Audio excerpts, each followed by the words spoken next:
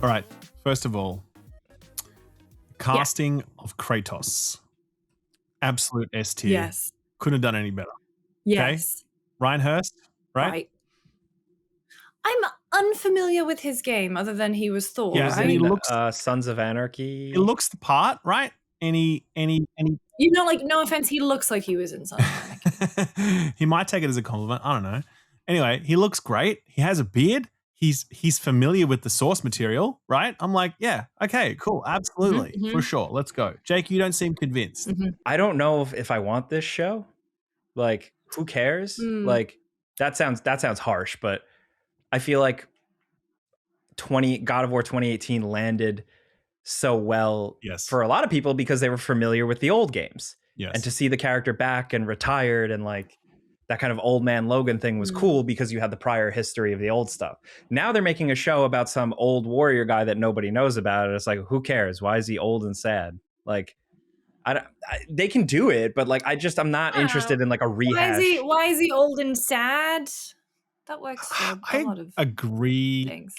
Like, first of all, we don't know, is the script going to be based upon like the 2018 game? Like, do we know that? I don't know, but I assume like that was the pitch because they were like, oh my God, it's cinematic. We got to do this. They're probably not going to do the old God of War where he's just like banging like harpies and shit. You know what I mean? Like, that's probably not going to be the focus. But it was cool.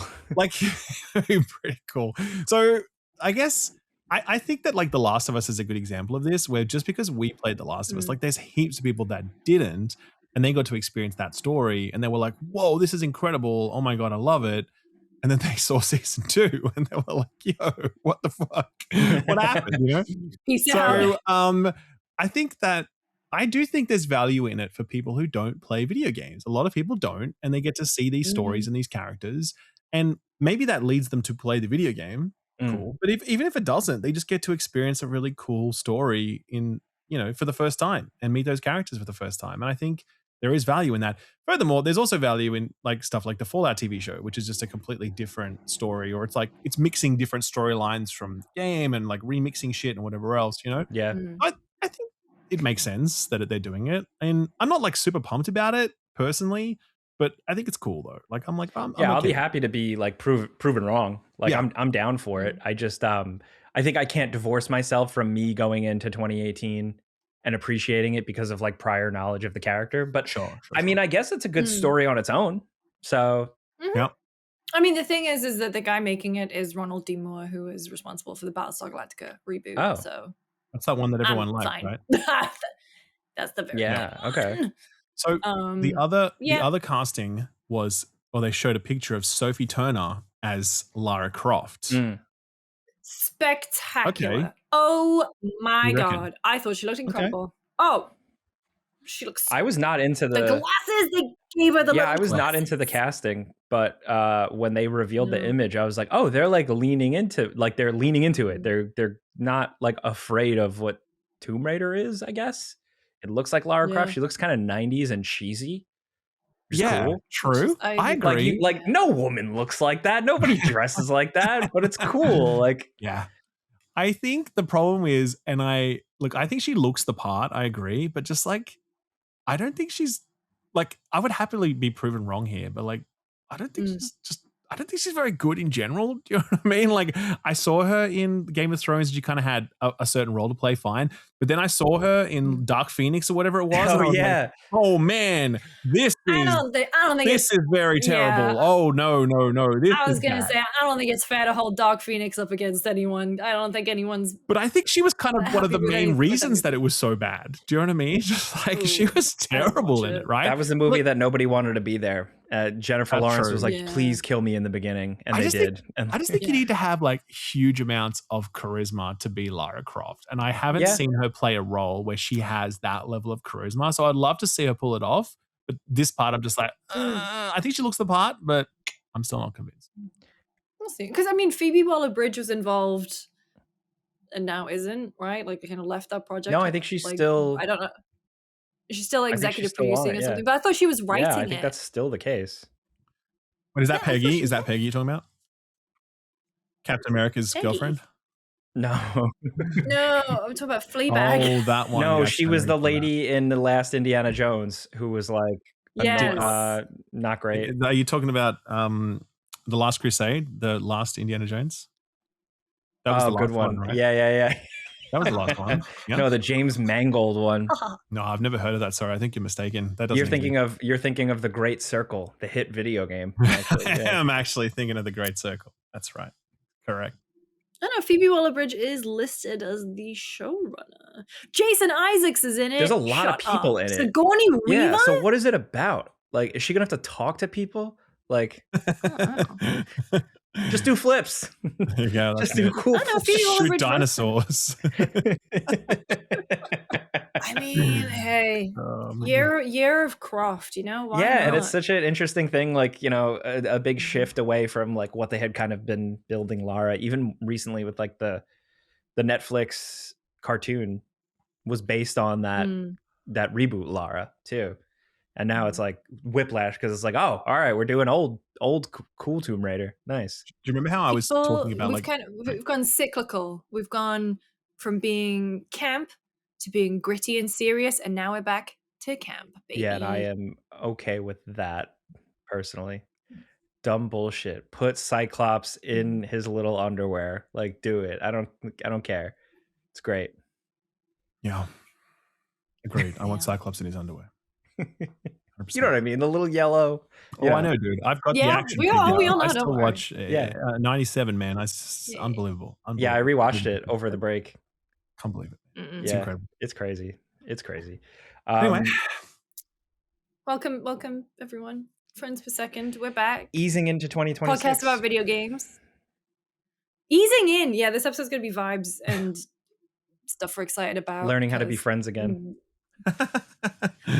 We got to practice that. Shut up, we spoke like every day. Actually, no, we had a little break in the middle when everyone was. Each of us kind of had ghosting time where like Ralph was like gone, like MIA for like a week. Then at one point I was MIA for a week. I was MIA because I got sick. And I've been reading. Well, I always do. At the end of the year, I feel like because all of my adrenaline has gone, my body just goes, now it's time to be ill. But at least for me, I didn't get ill until New Year's Day. So I had a good few days left to just veg, you know? That's so funny. That happens to me too. That's crazy. It's very inconvenient to get sick around the holidays. Yeah. It's like that thing where you travel and then you get sick after because your body's like, okay, that's over. Now I can get sick. Yeah. You know? It's kind of like, So if anything, body's being quite nice about it. But I wish that I'd got sick on, like Sunday the 4th instead of the 1st, because then I could have had. Did you get any cool Christmas presents? ?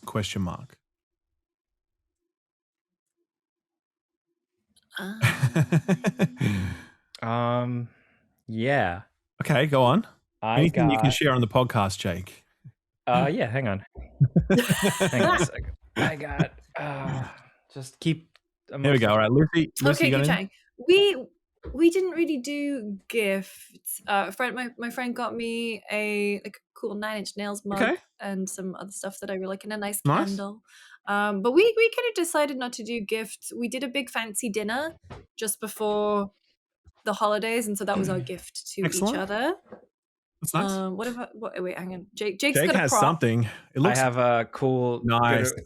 I'm always a sucker for the old Kenner Star Wars figures. Ooh. So this is is the Princess Leia collection specifically. Excellent. It's the award ceremony Princess Leia and Luke Skywalker from A New Hope.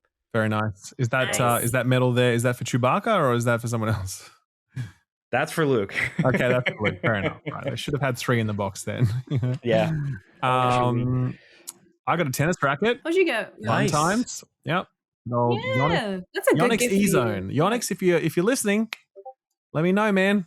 I'm here. You know, this episode brought to you by Yonex. Let's go. Yonex. Yonex. They make tennis rackets and shit. Yeah, that's just kind of an unfortunate. Yonex. Why? Yonex the Hedgehog. It sounds like Yoni. You know? Yonex the Hedgehog does work, actually. Did you hear they're making Yonex the Hedgehog? They're making like multiple Echo the Dolphin games. Did you hear about this? Yeah, what is going on with that? Okay, first of all, the fact that there's one Echo the Dolphin game maybe that's too many in 2025. As much as I love it, don't get me wrong, I'm extremely excited about this. But even I was like, okay, I don't know how many Echo the Dolphin games you're going to sell in 2026 or whatever, right? So here there's multiple games. I'm like, I don't know, man. I don't think the world is ready for that much Echo Who the conned Dolphin. an investor into that? That's crazy. Totally. Yeah. So Totally. if Echo the Dolphin can get multiple games in 2026, can we get like Seaman, like an HD remake of Seaman? Come on, dude. You know Seaman's going to be AI. He's 100% going to be back. ChatGPT. Oh, he's going to be yeah. AI. Seaman's going to be 100% AI. Yes, he definitely is. Seaman's going to be hawking blockchain on the corner. Yep. He's all into all of that. The only other thing I this is going to sound crazy, but I built a PC. Okay. But I built it like I had bought all the parts like right before, like I'm talking right before everything collapsed. So it was kind of nice. So I got a living room set up. That's been nice. Oh, so you got it in the living room now? It's pretty dire what's going on in that market. Like, I don't know. I haven't really looked at prices specifically. I've only seen like chatter about it, and I've seen like screenshots of like, hey, this is how much a GPU costs in my thing. And it's just like, it's bad, man. It's real bad. So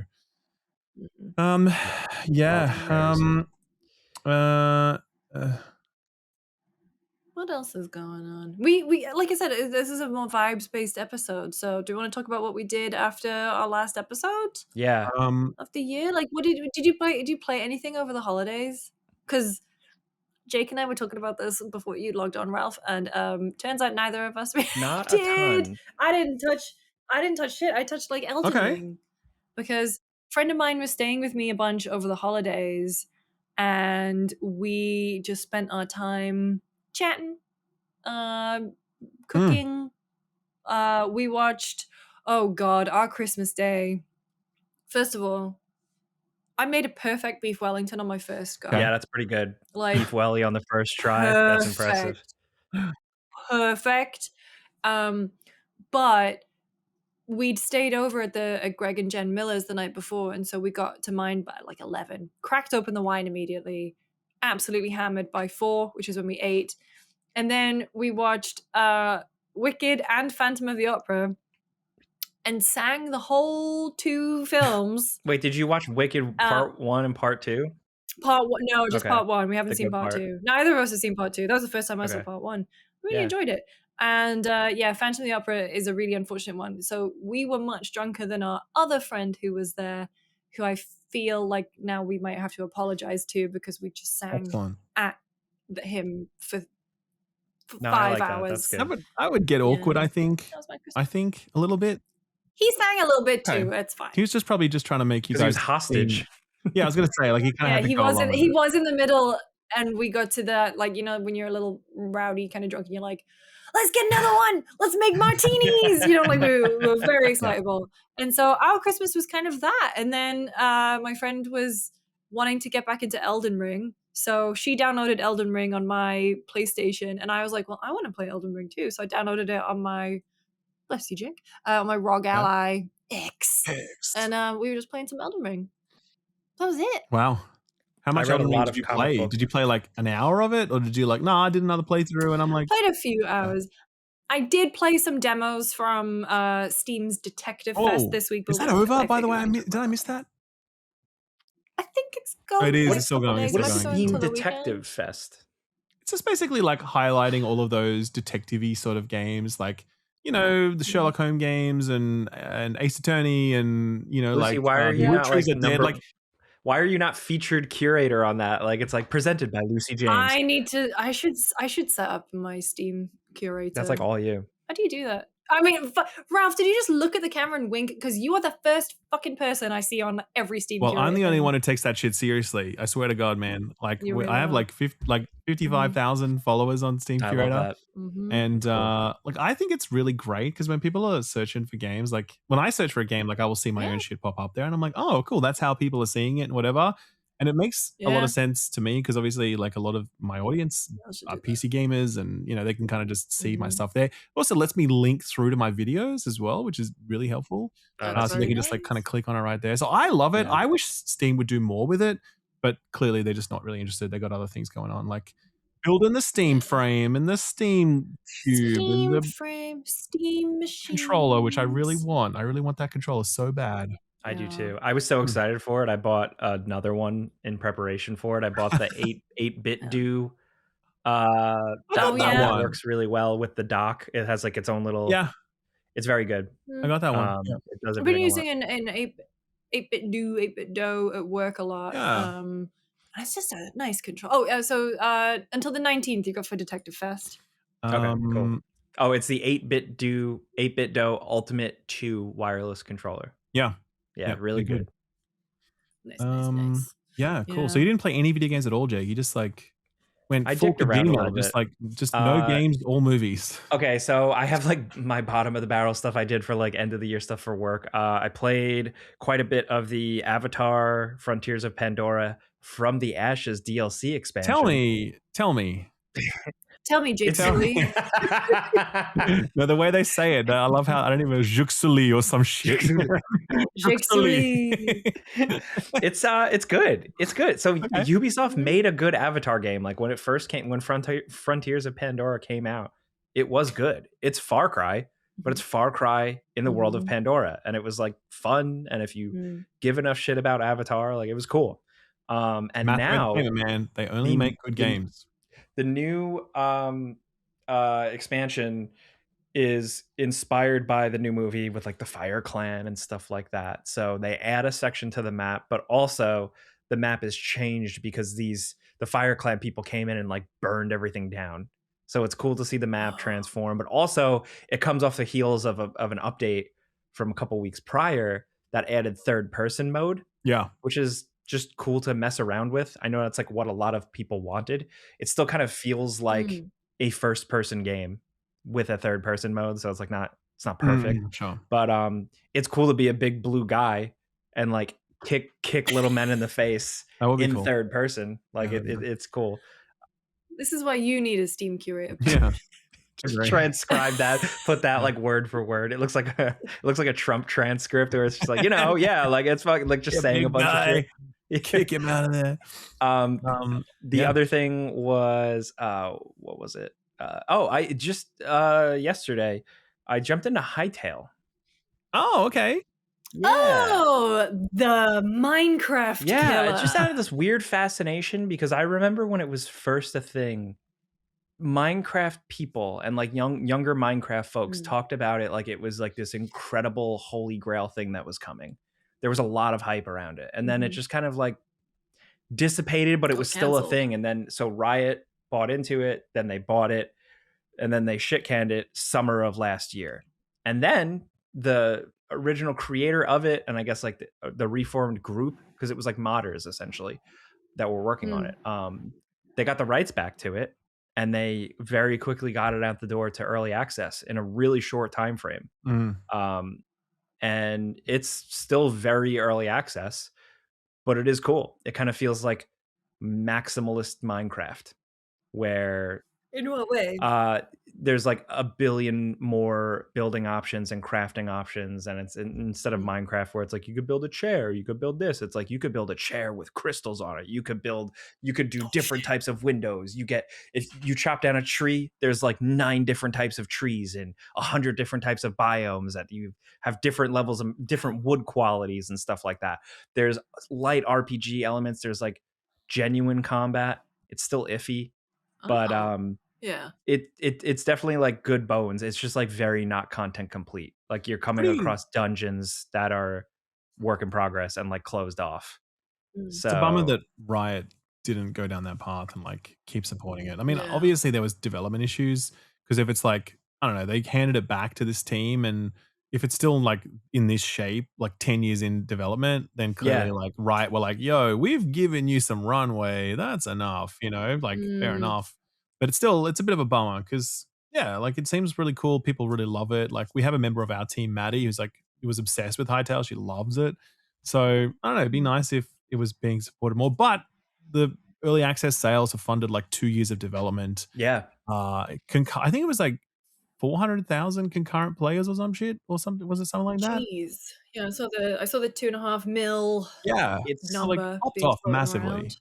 It's cool too. Like it definitely, yeah, like I wish it was more content complete, but when it has the Bethesda game moment, like you spawn in a temple and then you pop open the temple doors and then there's the world in front of you, and it has that kind of like And you're in. whoa, Mm. because it's very like the bushes are swaying in the breeze, there's birds flying by, the skybox looks incredible, there's like ambient lighting and all these cool effects, and it just looks really good, the animations are really good, and I think it's just like, what if you were a little Minecraft guy but you could sprint, crouch slide, crouch and sneak, jump, vault up, mantle up ledges, like that. It sounds so small, but like for that type of game to have that, Mm. it's pretty cool. Mm. Nice. So I think it could be something. It's cute. I don't know if like it's for kids or if it's for like Minecraft fans, but like it has all the stuff in place. Like, you can make servers. There's multiplayer stuff. They're just gonna have a whole, there's the whole separate creative build mode. There's a whole section dedicated to just mini games, which was kind of like a thing that they did back in the day with like the Minecraft servers. That's not built out yet, but that's like there in the menus. So it could be cool. Yeah. Did you guys? I mean, hey, good What stuff. was your guys' exposure to Minecraft? Oh, I missed it. I was too old. Oh, really? Okay. Yeah. 100%. Oh, I was dating someone at the time who, he and his roommates, they all studied physics, and so they loved it, and they were in there early downloading alphas and Yep. betas and whatever, the old way. And then my first exposure to it proper was when Rooster Teeth did a let's play when it eventually came to Xbox, and that's when I jumped in, is when it was available on Xbox, because it was like 800 Microsoft points. Remember Oh my Microsoft God. points? And that's when I would play. But then I think once that died down a little bit, I remember moving on, and any other time I'd been back in Minecraft would be usually if there was a child in the family and they had it on their iPad, and they'd be like, "Look what I made." It's It's really crazy how cool. much it transformed, because it was kind of like that indie cool thing. It was like you paid a website, Mhm, 20, $30, you got access to a mhm. file. You'd follow the developers, like waiting for like updates. You'd watch the game go from like nothing to something. I Yeah. had a dual booted, I had a MacBook, shitty MacBook that was running. I dual booted and I got Windows running on it. On like one of those And white Yeah, MacBook I was it did the like one of those white same. MacBooks back in the day? yeah, yeah, Yeah. yeah, yeah. Oh, wow, okay, mine was like, 2012 when I did that, and I did it for Guild Wars Oh, 2. I did. That's great. Yeah, I was playing it on. I was trying to on one of those. Yeah. Yeah. So I was hooked big time with it. It was like one of those games that it was the type of game I didn't expect it to, but it was one of the games where it's like you're playing it for so long, and then you look outside and the sun went down, and you're like, oh shit. And then you keep playing and Yeah. the sun's coming up, and you're like, oh man, this is one of those Oh, games. And shit. I didn't expect it for a game like that, and it ended up like I was like melting that MacBook. And I was also playing it in college because I was like in my 20s. I was in my early 20s. Mm. And I was sitting in the back of these classes with this MacBook screaming, just like the professor's doing like a lecture, and like I'm just on my computer taking notes, and my MacBook is just like, I was hooked on Minecraft, and it was yeah, definitely did not help my college career. That's for Sure. sure. Oh, that was I mean, my college No. career was World of Warcraft. It was the same thing. It was Yeah. just That'll do it. it was disastrous. So yeah. Mhm. Yeah. Okay. Cool. No, that's out. But no, I mean, Well, I played. Ralph, what were you gaming? I He's gamed always gaming. seriously. Ooh, he's always gaming. I played Silksong. There we go. Oh, Yeah. there he is. How was it? Okay, so I'm in Okay. Act 3 now. Nice, impressive. So I'm like 60 hours in, by the way. Yeah. Just to be clear. Where are you playing it? A mix of things. Because I was traveling, I actually played a lot of it on my Steam Deck and my ROG Ally X, and I was using the glasses, like those XR glasses, Yeah, which are just Yeah. incredible. Oh, the X Real. I saw them. I saw someone use them in the Yep. wild yesterday. Never seen that before, except for Jake when we were flying back from Finland. But this guy was like, I assume coding or something, and he was on the bus and he was wearing it and he was just plugged in and the laptop was fully almost closed, and he was just typing away, and it was like, this is the future Dude, now. I This mean, is this is the thing. it. I mean, Xreal put out a fantastic product. There's another one, Virtua, that put out a fantastic product. Mm. I feel a little like eventually though, Apple's going to put out a product like this, and they're just gonna when that happens, everyone will be wearing this shit. Like it's you don't understand. Like I actually don't like when I watch TV. Like okay, I also should say hashtag sponsored because like these companies have sponsored me in the past, but they haven't sponsored me to keep using the product afterwards, right? And I don't like. I just in bed. That's all I do. I just like when I watch TV in bed. I used to watch it on iPad. Now I watch it in this shit. When I'm on the plane, like I just literally spent 10 hours.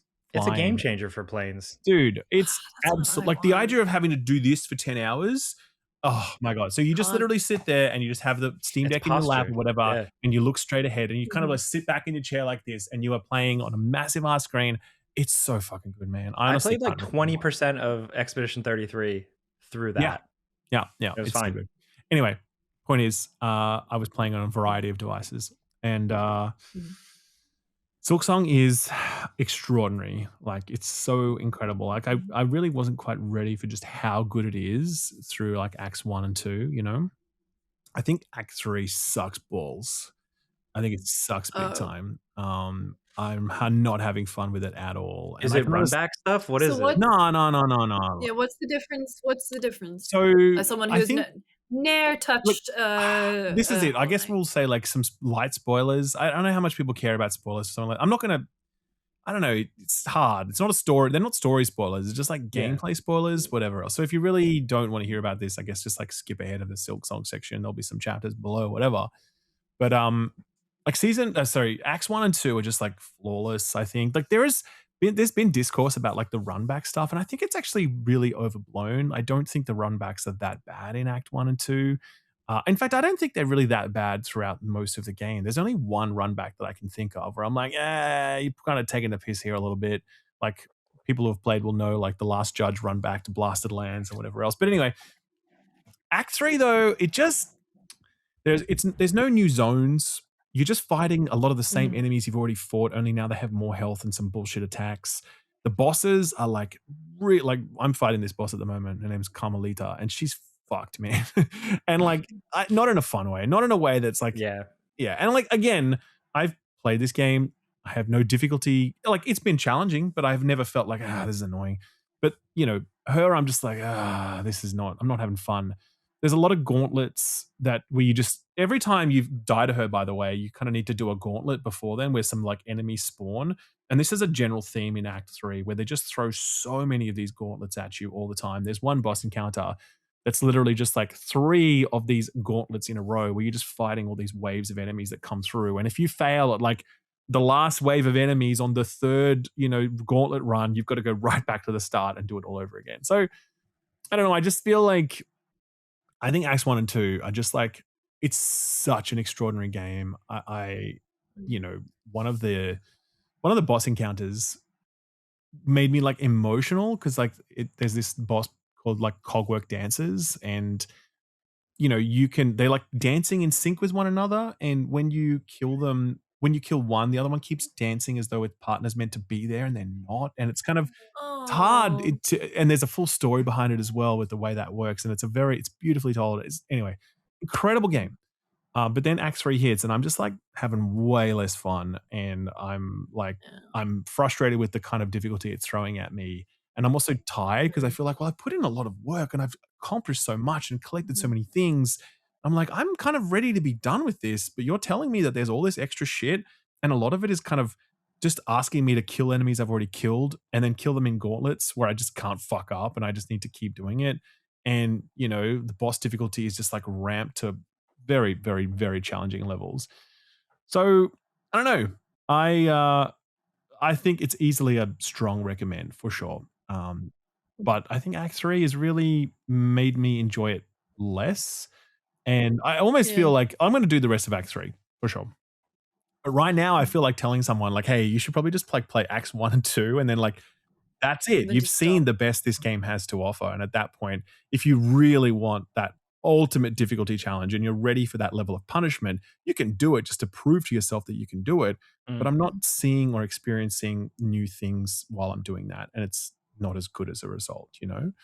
But Acts 1 and 2, man, It's a shame. it's staggering how good it is. Like, it's staggering how good this game is, how much there is, how beautiful it is, the music and the number of enemies and the stories and the secrets. It's just an incredible video game. Like, it's humbling how good this video game is. And yeah, just playing through it has been such a joy in little bits as well. Like over my holidays, like, you know, I'll do like an hour here and then I'll do a big session here, and on the plane, like a big sessions and whatever else.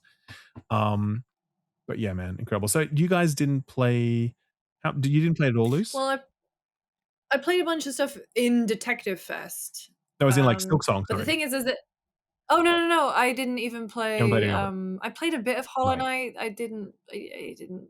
It just didn't vibe with me back then. I can't remember if I said it here or not, but I think me as a gamer back when was that 2017 it came out. I think I was not as confident in my gaming prowess as I am now. And I think I'm maybe more literate to the type of game design that Hollow Knight asks of you, whereas yeah, now I feel like I could approach it no problem.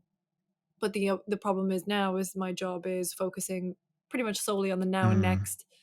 Do I have the luxury? And I know this is the biggest first world problem, is there's also 7 years of expectations of being told by multiple people that it's the best game ever made. So I feel I want to go to Hollow Knight to experience it, but there's a lot of sort of a baggage. And also right now, the reason I can't talk about much new stuff outside of the things from Detective Fest that I played is because stuff is coming out now, but it's all embargoed until after this episode. Next episode got a lot to talk about. Yes. A lot to talk about. But this episode, yeah, I can. Yes, it seems cool. I'm happy. I am happy for the Hollow Knight enjoyers. You didn't play. How much did you play, Jake? I had played, I think, like the first 2-3 hours. Okay. I talked about my first impressions on the podcast. Yeah, it seems great. I bounced off it. I hit like a little bit of a difficulty wall, and I kind of just like moved on to something else. That happened with the first Hollow Knight, but I got through a significant portion of it. I really liked the first Hollow Knight. And I think for me, the thing with these games is really the art of it. It's beautiful. The look, the background arts, the designs of all the weird little bugs, the weird little ways they communicate, the musical undertones to all of it. It's just like really creative. And I love that. I don't, because I haven't gotten into it enough, but like I love people that are like, this game like made me like divorce my wife, or like this game changed my life.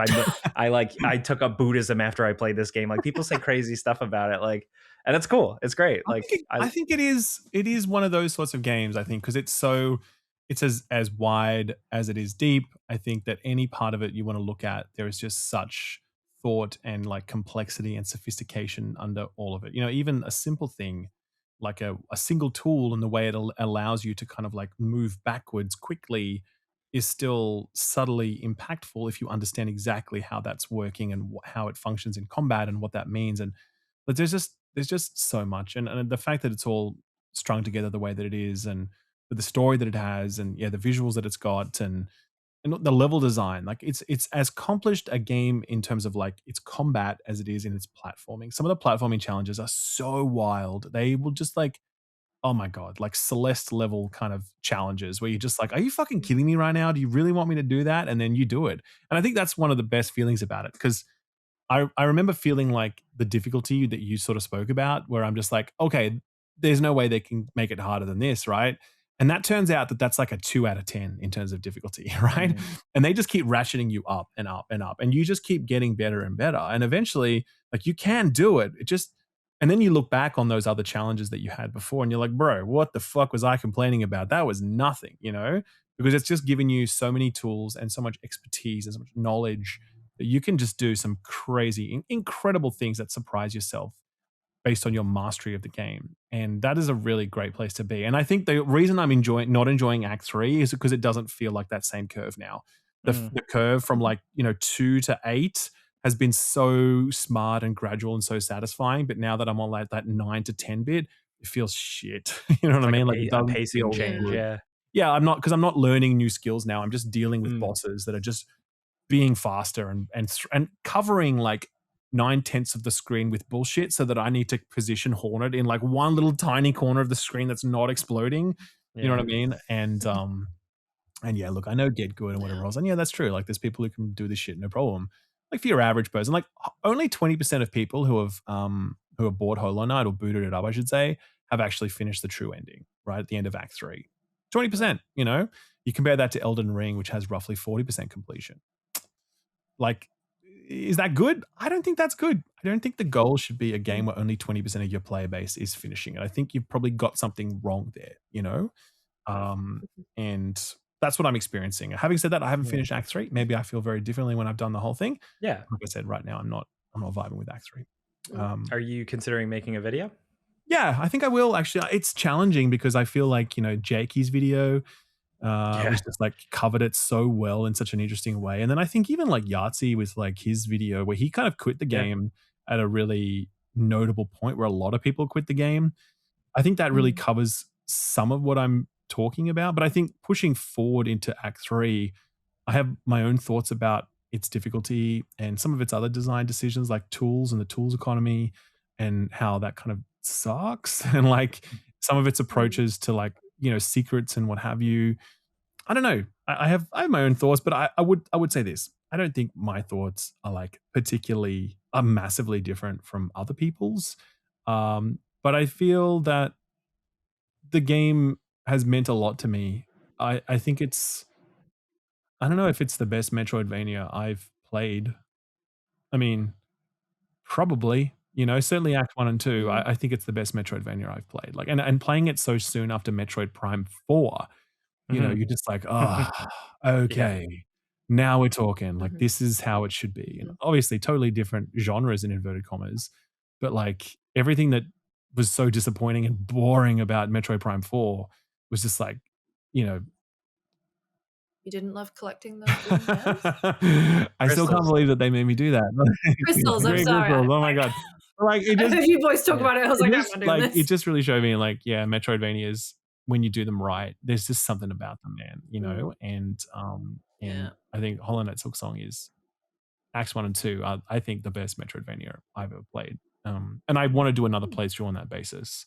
Probably won't play through all of Act 3. I probably just play through Acts 1 and 2. Yeah. But I would just love to experience it again with the knowledge that I have this time. I'm just like, so yeah. Yeah. Nice. Good. That's it. That's Love Wonder is a good one. Yeah. I don't really have anything else I played.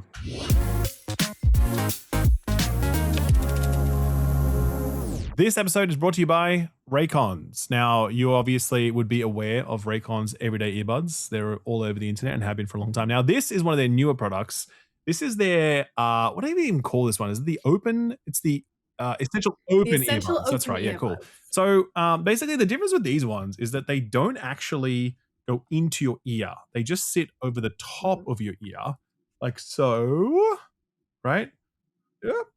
And that basically means that it's like kind of much easier to hear everything going on around you. It means that you don't always have a piece of plastic stuck in your ear 24/7 like most of us always do these days. It makes them really good for exercise, which is actually what I use them for, because when I'm like walking, running, playing tennis, whatever, and I get all sweaty, I don't like having earbuds in when that's happening. So they're just like really comfortable for that reason, and they just kind of sit there. And yeah, I mean, obviously you can still hear the music and what's going on, or podcasts, whatever you listen to, but you can also hear other stuff going on around you. And again, that matters to me when I'm out and about running, because I'm like crossing the street or some shit. Like I still like to be able to hear traffic and whatever else. So I have had a really good time with these. I've been using them for, I think they launched them a couple of months ago now. I don't even remember how long. Yes. But I've been using them consistently since. They're part of my like routine when it comes to exercise. They're very lightweight. Battery life is excellent. Comfort's good. But I just kind of just leave them on a lot of the time when I'm out, and I never feel like I need to take them off. Whenever I'm wearing earbuds, I kind of want to get them out as soon as I'm not using them. Whereas with these, I'm like, yeah, cool. I'll just leave them in, and they like leave them on, I should say. And they feel great. So I don't know, like, how have you guys found them over the last little while? Same. They literally became part of my, like, I didn't expect them to, because like, the regular Raycon earbuds are packed with features. They have everything like I thought I needed. But because these are so lightweight, it's been a no-brainer. I also recommended them to a friend who doesn't work well with regular earbuds. Like it like throws off his equilibrium or whatever. And so I hooked him up with a pair of these, and it was like a game changer for him because of the way they just rest over your ear. It's like a win-win. Plus too, like it's still got like a nice little handy dandy charging carrying case. It's nice and small and sleek. It's got USB-C, so it's still got all the features. Yep, 36 hours of charge on the case, 8 hours in the earbuds. It multi-point connectivity, so I can go from like phone to laptop really easily. It's those things that would have been insane even like 5 years ago, and now it's just at a good price. That is at a really great price. And hey, if you want an even better price, thank you again to Raycon for sponsoring this episode. You can head over to buyraycon.com/friendsopen to get 20% off site-wide. So that's buyraycon.com/friendsopen, 20% off site-wide. Thank you again to Raycon. Hey, Lucy, what you been eating? Or more importantly, what you been cooking? Oh, I have been cooking a lot. Again, I've been reading, cooking a lot over the holiday break, and luckily, thanks to the sponsor of this episode, HelloFresh, been helping me do it. So HelloFresh every week delivers incredible ingredients to your door with recipe cards, and it is so good. So I made cod with like a nice rice. I had a steak with green beans, a little Parmesan sauce, and some crushed roast potatoes were really good. And then my mouth is watering just thinking about it. And then I had a really good pork with parsnips and pasta. Really good dishes. And genuinely my mouth is watering thinking about it because I made them and then I had some of them for the next day. I used to be very intimidated by cooking, and I've been using HelloFresh for years, and it just taught me over time not only that I can do it, but like new skills, presented to me in a really approachable way. And at the end of the day, I'm making something that I am proud of, but is also delicious. And it takes away that, like you go into the supermarket, you're like, I don't know what to make. I'm just going to panic buy. Like there are over 100 recipes to pick from every week. Yes, that's a lot. But at the same time, it's like every single one of them is like, I can make that. That sounds really good. I'm just going to select it and then tell you how to make it. That's crazy. And like I see they have like high protein recipes. It's sustainably sourced stuff. So like you're eating like high quality ingredients. Steak and seafood at no extra cost. And as someone who like, I will say that seafood would be the thing that used to intimidate me cooking it the most. I like pan fried and seared some cod the other day, breading things, like all that kind of stuff would be like, that's too much for me in the past, is now just second nature. And yeah, no added cost for seafood and steak. And there are 3 times as many seafood options as before. So there's plenty of options to pick from. Also, just let's be real, it's another mental task to do. It's like, you just want to like, I don't know, have stuff figured out, and HelloFresh really helps me with that. And it's an underrated thing too with these is people don't realize is like the waste. You know, when you go grocery shopping and you end up buying too many onions and then you don't get to using that extra onion. You know, the fact that HelloFresh sends you exactly what you need for that recipe really takes a lot of the stress out. I love it. Does. And hey, if you go to hellofresh.com/FPS10FM, you get 10 free meals plus, this is insane, a free Zwilling knife, which is $144.99 value. Good knife. Knives, super important. You have to have them sharp, not just to cut things, but hey, more accidents happen when a knife is blunt. If you get a Zwilling knife, that's some good stuff. So this offer is valid while supplies last, and the free meals are applied as a discount on the first box. New subscribers only, varies by plan. Thank you so much again to HelloFresh for sponsoring this episode and for feeding me.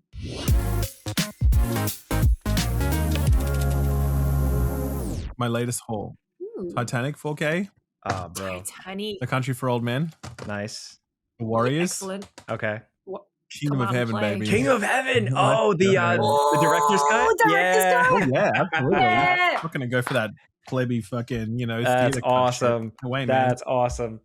So I need that. And I also got the steelbook for Blade Runner. So even though I already had Blade Runner, I now have the steelbook just because I'm watching. It's that kind of movie, man. It deserves that level of respect, I think. It does. Yeah. I mean, I have it tattooed on my body. Now I know why you're moving. You need room for your physical media. Yeah, right. Well, I actually just bought like a whole shipment as well. Like it's become really important to me, to be perfectly honest. Before it was like, this is a nice little thing where I'm just doing on the side. But now, as I'm like watching more movies, I'm like going, okay, where can I stream this movie? And most of the time, the movies that I want to watch are like only available on fucking YouTube, and you have to buy them on YouTube or some shit, or rent them or some garbage. I'm just like, fuck that.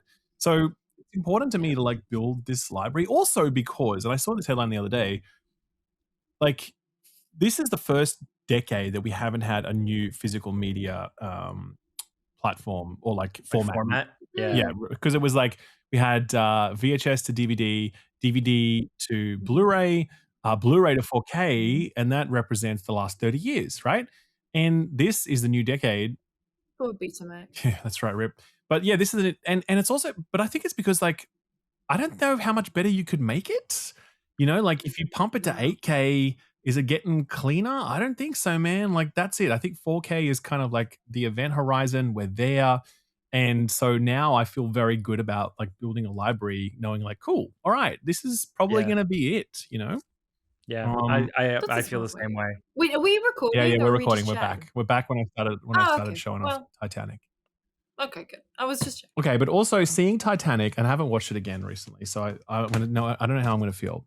But like it makes me sad to think that this man made this movie and then he spent the next fucking 20 years making what is essentially an interactive video game cutscene. Yeah, non-interactive video game cutscene.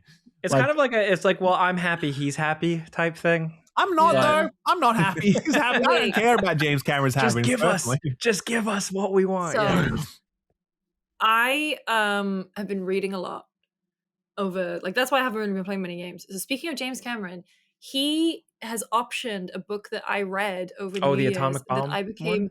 What is it? No, The Devils by Joe Abercrombie. Yeah. So shout out to Matt. User question. He said like, sorry, my cats are being fed. That's what that ding was. He read The Painted Cup that I recommended because I was reading it last year, and he asked for other books that were like strong characters, world building, and bit of genre crossover. The Devils by Joe Abercrombie is fucking spectacular. I need you all to read it. Like it Can you give us the back of the books? Or no, it's not the back of the book. It's the sleeve on the inside that describes the book, right? Oh, because this is hardcover. It is what if the Expendables was run by a monk, and all of the Expendables are aberrations and monsters that the church has been trying to hide. And it is so violent. Cool.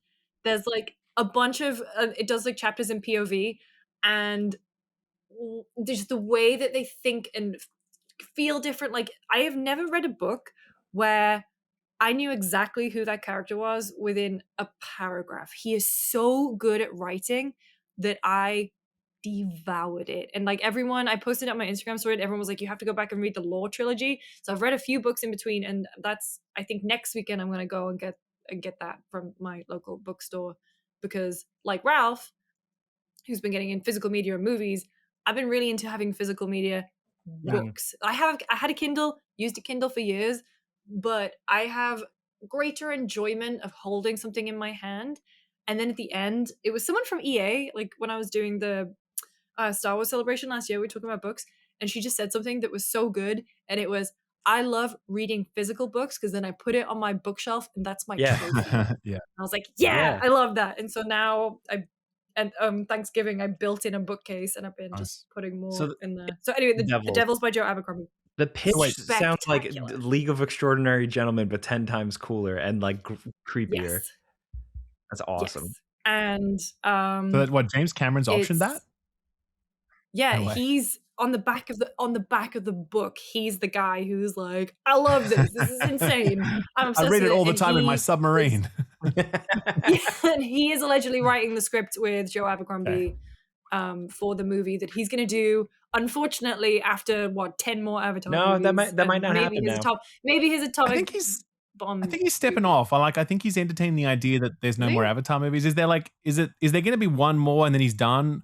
Or is it like there maybe not even one more? Well, the idea was that there was like a couple more, but he had said recently, like depending on how this one goes, it's gonna, whether or not he's gonna keep going or stop. And he even said that if he stops now, he's gonna just hold a press conference and reveal the plans for the rest of them that are never gonna get made. Right. Okay. Fair enough. And like, all right, dude. I kind of love that. Just like, look, we're all, you know what? I don't want to keep you all waiting. I don't want to George R. R. Martin this. Let's all get together. I'm just going to tell you what's going to happen, but I'm not going to make this. Because I watched Avatar 1 again recently, and I was like, this isn't good, okay? Because like when we watched it in a cinema on like a big ass screen with 3D glasses on. Everyone's doing what were you doing in 2016? We're all high on Obama, dude, or whatever. 100%. Like, and then and as an experience in the cinema, it was extraordinary. Like no one will understand it who didn't have that experience. They'll watch this movie and they'll just think like, yeah, it was pretty cool, I guess. Like, it was a sci-fi movie and the blue aliens and absolutely. But like when we were there, it was just crazy what it was. Like it was like a technological feat. But then, watching it back again, I'm just like, oh, there's not much to this, is there? Like it's pretty threadbare. It's kind of just a bit of a, I don't know. Would this get me kicked off, like, Navi YouTube? Gets you cancelled on Navi YouTube. Content restricted. Stop appropriating their culture, Lucy, okay? Stop appropriating culture.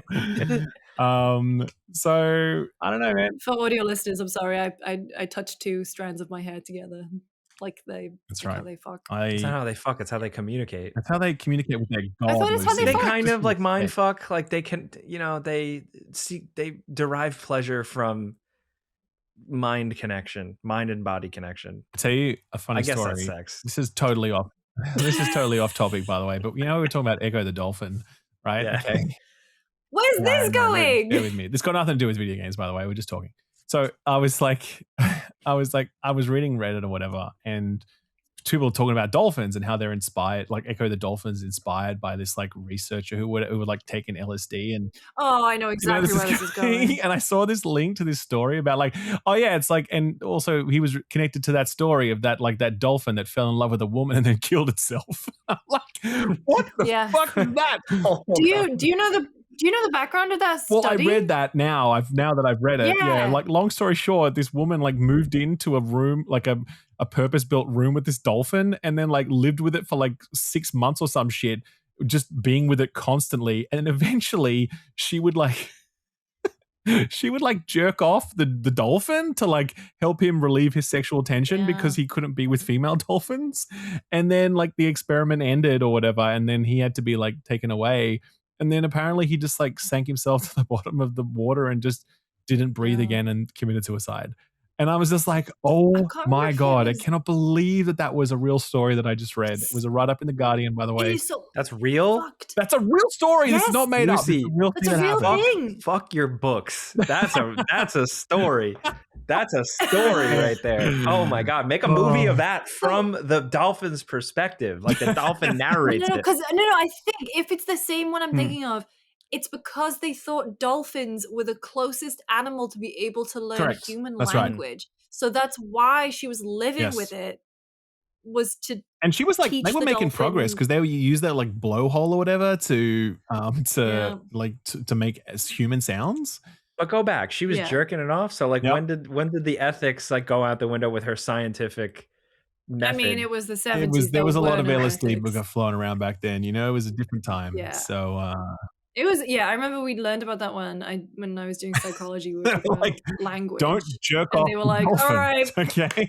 It's unbelievably messed up. Like that poor dolphin. Like I don't know, man. He seemed like he was having a good time until the party stopped. It's like pretty good that he was like, I'm just gonna kill myself now. What do you mean? No more free hand jobs. I'm out, man. I'm done. I'm gonna just hold my breath until I die. Shouldn't laugh. It's terrible. It's so sad. It's actually a terrible, tragic story, but it's also kind of funny, unfortunately. But it's also just like, who approved all that? Like all that shit. Oh my god. So James Cameron's optioned that as well. So James Cameron wants to make the movie of the devils. He'll make that movie, I reckon. He's making the dolphin. He's gonna make movie. it 100%. You call it Echoes of the Dolphin. You're welcome. No, it was called Free Willy was a whale. Shit. It was. Anyway, should we get back to talking about video games? What do you reckon? I'm sure we've lost a lot of viewers and listeners at this point. If you're still with us, thank you very much. We appreciate you. We promised we do talk about video games on occasion. So, yeah, we're back to doing that now. Lucy, tell us about Detective Fest and the demos you have played. Steam Detective Fest. Sleuth Fest. So yeah, Steam has a little sale, little categories for everything. I really enjoy detective games, and so kicking off the year with Detective Fest is great for me. So I played a few demos, and there are some games in that there's a really good sale. So things like Mana, Blueprints, Golden Idol, all that jazz is on sale. So if all that like floats your boat, genuinely considered great games and pretty recent too. Yeah. Root Trees, I think, is on sale too. And so I played one called Obsidian Moon. Okay. Obsidian Moon. So it is the noir detective. He came back from the Second World War. He's messing up. He's an alcoholic, but he's been given one last shot at the precinct. He's on homicide. And Classic. the actual gameplay itself is looking down on a desk. And so you just have the case files. And so you open the case file and a guy gets beaten up or like someone gets murdered or something. And then what you have is it takes a certain amount of time to investigate the scene. And that's represented by kind of a Sims, sort of like there's a clock on the side. And so if investigating the body takes 3 seconds, then you press go and there's 1, 2, 3. And then from there, the file spits out more files. And so it's a cool concept, especially if you like the that kind of tactile feeling of moving pieces of paper around. Yeah, it looks like Papers, Please on a desk. So what's the name of it again? What is it? It's called Obsidian Moon. Obsidian Moon. So is it out yet? Is it out yet or not? So this is the demo. So the game's not out yet. Full game's not out yet, but I really enjoyed it. So this is the demo that I played, and at the end of each day, because obviously a certain amount of hours in a day, you have to pay your bills. And if you don't pay your bills, your mind takes a hit. And there is some Lovecraftian elements, which is where this kind of comes in. So first couple chapters are available in the demo. Really enjoyed it. I will say, I think the name is going to work against it, because even though I played it for like 45 minutes, I'm still kind of reaching for that name. It doesn't speak. You've literally told it to me twice. I've already forgotten it. Obsidian Moon. And I'm actually looking down like the list of like popular demos, and it's nowhere near the top. How did you hear about this? Got an email. Right. And it's part of the detective thing, I guess, right? But and then the other thing that I think needs, and obviously this is just a demo, some of the UI is a little clunky and doesn't necessarily move around, or like it just takes up too much space, and I'm trying to like dig through case files. And I think if I've already, tailed someone or had them under surveillance, or if I've already done something and spent the time on it, mark it please that I've already done it, because otherwise I kept doing the same things over and again. That's good. So there's one. Cool. Death at Fleming Manor. If you like Golden Idol, here is a Golden Idol except you play as a coroner. So it's like your first day working on the job at a new place, and you're presented with a scene, a dead body, another person almost dead. It's up to you by golden idling your way through. Like literally, it's click on the highlighted words and the environment, that kind of stuff. And I would say kind of very reminiscent. I think actually on the Steam page it calls out Golden Idol as a big inspiration, so I don't feel like I'm too off base here. And it's up to you to kind of figure out the cause of death and then basically solve the crime. So the first chapter, which is in the demo, is, hey, this car crashed and there's 2 people inside it, but is everything as it seems? Who are you have to identify them, their cause of death. And it even has a little textbook. So you're not just saying, hey, he hit his head. It's it's a cervical fracture on the, lumbar, so there's kind of that element to it. I enjoyed that. And then the third one, Desktop Explorer. So Desktop Explorer has been around for a while. I think I played this pretty much exact demo 3 years ago. But now it's being picked up by Outer Sloth. Oh, yeah. So they are publishing it. And Desktop Explorer is, if you have a Windows 95 or 98 era PC, you are interfacing with a desktop with a bunch of locked files on it that was gifted to you from your your uncle, who sadly was losing his memories. And there's a core mystery at the side of it.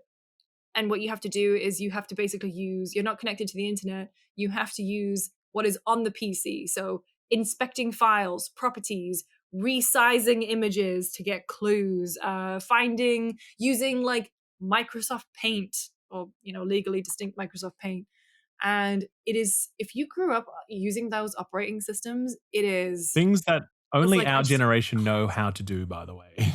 Yeah. We are the last generation that knows how to work with a computer. Yeah. I mean, because the hint, there's a hint system, and the hint is basically like Clippy. Not real Clippy, obviously, but a legally distinct Clippy. And even those, I feel like if you did not grow up with those operating systems or, can use a desktop, you are shit out of luck. But I think it's a really cool start to the game. I want to get to the bottom of that mystery. Looks great. But yeah, it's been a while with that kind of like same demo. I assume they've polished it and maybe changed a few things, but I remember playing it a few years ago. So I'm stoked that it's finally coming out. It's coming out this year. And then there's a bunch of stuff that I'm playing right now that I can't talk about. Next time. Yep. Sorry, me too, actually. It's a bit like that right now. Because the year started, so we're getting codes for shit, and we're going to preview events and whatever else, and we can't. So stuff's happening. We can talk about it soon. Stuff is happening. The year is beginning. That's right. But you know what's cool though? This February, not crazy packed like the last 4 years worth of Februaries. Yeah, we've got our asses beat with a lot of crazy games in February. Oh man, 100%. But this year is pretty chill on that front. Normal. Yeah, what we got? I mean, February. Maybe that's a good segue. Talk about what we're looking forward to this year. Yeah, I think that was good. Segue. Yeah, thanks. What we got? We obviously Resident Evil. I actually haven't watched the showcase yet. Tell me, how did it go? The combat looks insane. Is it just Resident Evil 4 again? It's Resident Evil 4, but now what if you could kick guys up against a wall and then they're stunned on the wall, and then you can do another finisher while they're stunned on the wall. I like that. There's using the there's a Porsche. There's a Porsche. It's awesome. It's so cool. There's his tomahawk axe. There's a sharpening mechanic to it. Okay. Liza P. Yeah, they're bringing the ink ribbon stuff. There's the difficulty mode. You can do the harder mode with the limited ink ribbons. Really interesting. But that's going to only specifically be for Grace, not for Leon's. Huh. But yeah, they also kind of teased a little bit more story stuff. Not a lot, but there's a lot of speculation. I don't want to guess too hard into that, but I have my theories. But yeah, the Leon combat just looks insane. You can also pick up dropped enemy weapons as limited use weapons. They also revealed that the zombies have a little bit of humanity left in them. Right. So they're kind of you're going around this hotel, this haunted hotel, and you can come across an enemy that's still it's a maid still washing a window, but she's a zombie, so she's blah, blah, blah, blah. And then you can fucking kill her. Because okay, sure. Yeah. Also, they announced that there are amiibos coming, but they didn't show what they are, and I have questions. I'm desperate to see them. What are they gonna? Do you think it's gonna be Leon and Grace? I mean, it has to be, right? Leon amiibo. I mean, it has to be Leon, 100% Leon. Yeah, and they're not going to do Leon without doing Grace, so absolutely. And there'll be a zombie or something, and then I don't know, one of the ink ribbons or something. I tell you what, it's going to be. This is it. It's going to be you buy the ink ribbon amiibo, and it lets you endlessly save endless supply of ink ribbons. That is the kind of kind of bullshit that Capcom is actually in on it, by the way, when they do their microtransactions. They add weird little shit that you just kind of why is that in the game, Capcom? And it's they're into that. Trust me. Watch this space. Do you think it would work with the new Animal Crossing update? Because you can have Zelda characters on your island now. So can you have Leon just come and fucking roundhouse kick Rossetti or something? No, Why not? Absolutely, that's going to happen. Why not? That's Put him in very Smash. much. Yeah. You put him in Smash. Yeah. Okay. Yep. Cool. Yeah, so All right, Resident Evil is a huge I'm looking one for forward to me that for one. the whole year. That's pretty Yeah. soon. Resident Evil as well. Yeah. 27th. 27th of Feb. I mean, there's also, February is still pretty busy. You got Dragon Quest 7, Neo 3, Mugenics. Mugenics is one which is that I'm actually very interested in checking out. I really would like Mhm. to have a good look at that one because I never played much Isaac, and I'm kind of viewing this as my chance to like get on that train early for like his next thing. Do you know what I mean? Like, it's too late for me with Isaac. You know, like Yeah, it's not happening. But maybe this next thing would be the one where we're like, yeah, I'm keeping up. I'm playing. I know what it is. Reanimal for me is big for February. Oh yeah. What'd you say? Sorry. Reanimal. Oh, absolutely, 100%. Yeah, that's. I'm really looking forward to that. I would like to put a game on people's radar that's coming out this in January. Actually, it's called Can. Oh yeah, the climbing game. Yes. The climbing game. Yes. Yeah. I think that should be on people's radars. Why do you say it like that? I don't know why I said that. No, Karen has been one that's been kind of, it's been at Summer Game Fest and whatever for the past couple of years. I think just from the outside looking in, it just looks like a really beautiful message and a good story about perseverance and climbing good. Climbing good. Good climbs. Yeah, because it's from the people who made Fury. And Yes. Then they made that other one. Oh, sorry? The Game Bakers. Yeah, they made Fury and they made another one after that, which is like, Haven. That's right, of course. Anyway, they make really fantastic games. And this one, I played the demo of it a while back at Gamescom. And yeah, climbing mechanics are fantastic. Art style is beautiful. Just the whole package looks really, really great. And the team behind it, they know what they're doing. So I personally am very excited for that one. That is on around the 30th of January, I want to say, somewhere in that. Yeah, January 29th. Ooh, I didn't know. So I clicked on it. It's like, I didn't realize Martin Stig Anderson, who did Limbo and Inside, and the composer of Cocoon. Oh, I didn't even know he did that. That's fantastic. That's a nice bonus. Yeah. That's great. Of course, we'd be remiss not to mention the highlight of January. Wait, hang on. I need to say. Oh, wait, hang on. I'm going to see if I can guess it's what he said. Code Vein 2. It's definitely Code Vein 2, right? Is it it's the big game that's coming out in Sega January. Football Club Champions? It's the big game that everyone's talking about that's coming out in January. Oh, I know. It's High God. Thank you very much. It's funny that you had to think about it and like go, I feel very concerned for these developers. Their game comes out in 10 days and we haven't heard anything about it. I don't know, man. That's rough. I wonder if it actually will come out in 10 days. Like, are they secretly delaying it or something behind the scenes? Like, to be this radio silent? No, I think it's coming out. I think it's coming out. Yeah, like I don't some know, radio man. silence is okay, but after a while you're like, oh well, like nothing, like nothing, literally nothing. Like that's crazy, you know. So I don't know. I think everyone's obviously really down on it, and they're like, we don't need another one of these games. I'm always open to another one of these games because, you know, I think it's people looked at Arc Raiders and they're like, oh, we don't need any more of that multiplayer shit or whatever, you know. And then like Arc Raiders happen, so it's possible. This is fantastic. I'm not writing it off, but it's also hard to be excited about. Yeah, it, to be perfectly honest. I just to like from even like we talked about it last podcast. But yeah, maybe there's something cool to riding on a horse and shooting a guy with a gun. That's like the only mechanic that I'm like, oh, maybe there's something there. Like work for Red Dead, you know? Yeah, maybe works here too. You know, it could be the same. Yeah. Well, who knows? The thing is too, with the whole like developed in secret and coming out as just like the shadow drop, a lot of people have kind of pointed out that it's like, well, it hasn't had, that means it hasn't had any real public testing or stress testing or anything like that, right? And that's a fair assumption, right? Like I don't think that's like out of pocket. No, absolutely not. I just think if you're launching into 1.0 without any public beta tests for a multiplayer game like this, I don't know, man. Like yeah, I don't know at all how that goes. I really wonder as well how many people are going to turn up on day one, given the fact that there's just no promotion behind this at all. Content And creators. I It's gonna be just don't Twitch know, man. streamers and I don't know. just to make fun of it. I wonder if I don't know where I read it, but like there was like this theory that like they actually were planning on shadow dropping it, during the Game Awards, which if you think about it makes a lot of sense. Because if Jeff's one more thing was here's a cool game made from people that make cool games in the past and they've been working on it in secret, and by the way, And you it's can out play now. it right now, then that's a coolish one more thing, Yeah. right? And you're like, okay, cool, yeah, we get a fun new free to play game to play right now. Thanks, Jeff.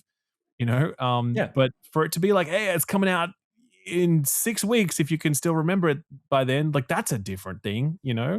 So I wonder if like that's actually what's happened, and man, that would be so disappointing for them, like to have missed that milestone and not hit that would have hurt. So yeah. Yeah. Anyway, that's that. We'll see. I'm intrigued. Hi God. Hi God. I mean, Kiwami, Yakuza Kiwami 3, and was it Dark Tides? The extra content. Dark Ties, the extra content. What's Dark Ties? Yeah, It's like an add-on to Kiwami 3. It's like new Oh, content really? for Oh, it. right. But where you play as Mine. Okay. Fair enough. And so, yeah, Yakuza freak. I'm excited for that. What Do you month is know that? That's also Okay, yeah. February. So it's not long. Do you know what I'm like ashamed to admit that I'm excited for? Wait. Could be anything. I'm trying to look at something. Pokemon. No, there's no way I Pokekia. would ever be excited about a Pokemon game. Don't be fucking ridiculous. What I'm secretly excited for High on Life 2, actually. Okay, the first one was actually pretty all right. I liked the first one. It was really short and sweet, and like I'm into that humor. And obviously, it gets boring and not funny after a while. But like, it was just enough for me for long enough that I was like, yeah, cool. I'm glad I'm playing this. I'm glad this is working for me. Got Tim Robinson as a gun. Is Yeah, it? that was good. Yeah, Tim Robinson's in the I first didn't game. even know that because I don't think I was aware of Tim Robinson back then. So like, oh yeah, I deliberately played until I got the Tim Robinson gun. I was like, okay, great. Now yeah, I didn't expect them to make a second one, but it's cool if they are. Yeah. Well, yeah, especially after all the shit with your man, with your mate. Who? My mate. Romeo is a dead man. I've never. Right, okay. I'm just gonna put my line in the fucking sand right now. Never seen a single episode of Really? Okay. Never in my life. Fair enough. There's also Romeo. You were all jumping on the counters of McDonald's, screaming about your fucking sauce. Where was I? Studying the blade. Chad Lucy James was studying the blade. Speaking of the blade, Romeo is a dead man is also nice. Suda game, right? Yep, Suda. New Suda. And crazy and fun and much love to it. And Styx, Blade of Greed for my weird PC stealth Eurojank fans. I've also wishlisted that demo dropped today. Actually, I gotta see. I didn't like the last one, but I liked the first one. Even though technically the second one had a lot of better elements to it. I'll give it a shot. I didn't even know there was a second one. I'm not gonna lie. I was an OG Styx. I remember when that one first came out. This is what the Gollum game should have been. I think that's what they were thinking. Actually, I think honestly they were like, this is just like Styx as they were making it. Yeah. 19th of March, aka my birthday, is Crimson Desert, which looks like the most batshit insane game ever made. And also Mouse PI for hire. Correct. You're gonna have a big and that's game. From an Aussie dev, actually. That's right. Yeah, that looks incredible. It's got like real band, like a real jazz band making the music. Yeah. It's got hand-drawn animation, but Crimson Desert, I still am really excited to see them because a lot of people are excited for it, and it is maximalist design. Like it is insane, like kitchen sink. Like here's all these insane gameplay. Like Ralph, when we played it, I think we previewed it somewhere.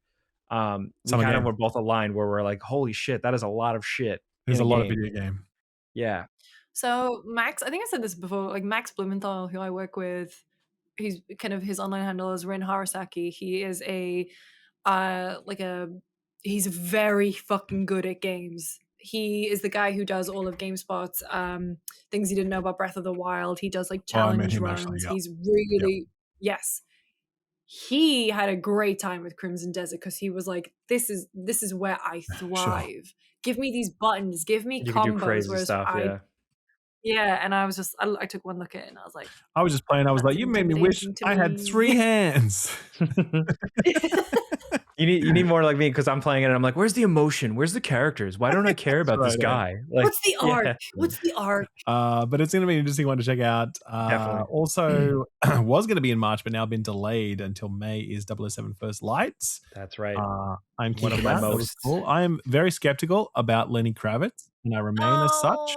But keeping an open mind. Well, but people in the comments last time we were talking about it said he's very good at acting. Okay, fair enough. I'm intrigued. Okay, cool. Yep, fair enough. Pragmata in April. Very excited for Peter Molyneux's next and allegedly final game, Masters of Albion. Dude, the newer trailer that they showed, I'm intrigued. Mm. When is It that? looks like it could be all made up. It looks like it might be a phone game, but also it could be Dungeon Keeper outside and good. We don't know. We don't know. We don't know, Jake. I'm gonna give it a shot. I'll be there day one. I'm still showing up. That's on the 22nd of April. When is it out? Oh, April 22nd. 22nd. And on the 20th. I will be playing. I'll be hopefully playing Pragmata. Well, that's it. That's on the 24th of April, but you probably have a review code for Pragmata by then. So, yeah. I hope so. And then on the 30th of April is like actually going to be Saros. So that's like kind of a pretty packed end of April, which is fun. That's a good April. Yeah, a lot. You got Diablo 4 in there for as you, well, right? You gonna jump in? Good for you. Yep. Honestly, playing Diablo, I've talked about it in the last episode because I was playing it like before holidays or whatever. But like, man, it was so much fun. It really is embracing its niche as being like the accessible ARPG to like Path of Exile's extremely demanding, grindy ARPG, you know. And I just think now that it's embracing that niche, it's fun, man. It's super fun. It's super mindless. Like you are just exploding entire screens of enemies by just like walking past them. And like that gets boring, but it doesn't get boring for like 40 hours, right? If you're doing it right.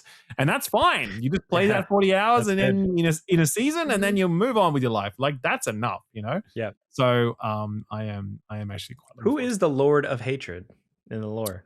I always forget their I don't even pay any attention. Is it they name him all the fucking time. I always forget. I don't know, man. Mephisto. Is it Mephisto? Yeah, Mephisto. Mephisto. One of the 3 primeval. Yeah, it's Mephisto. That's right. Exactly.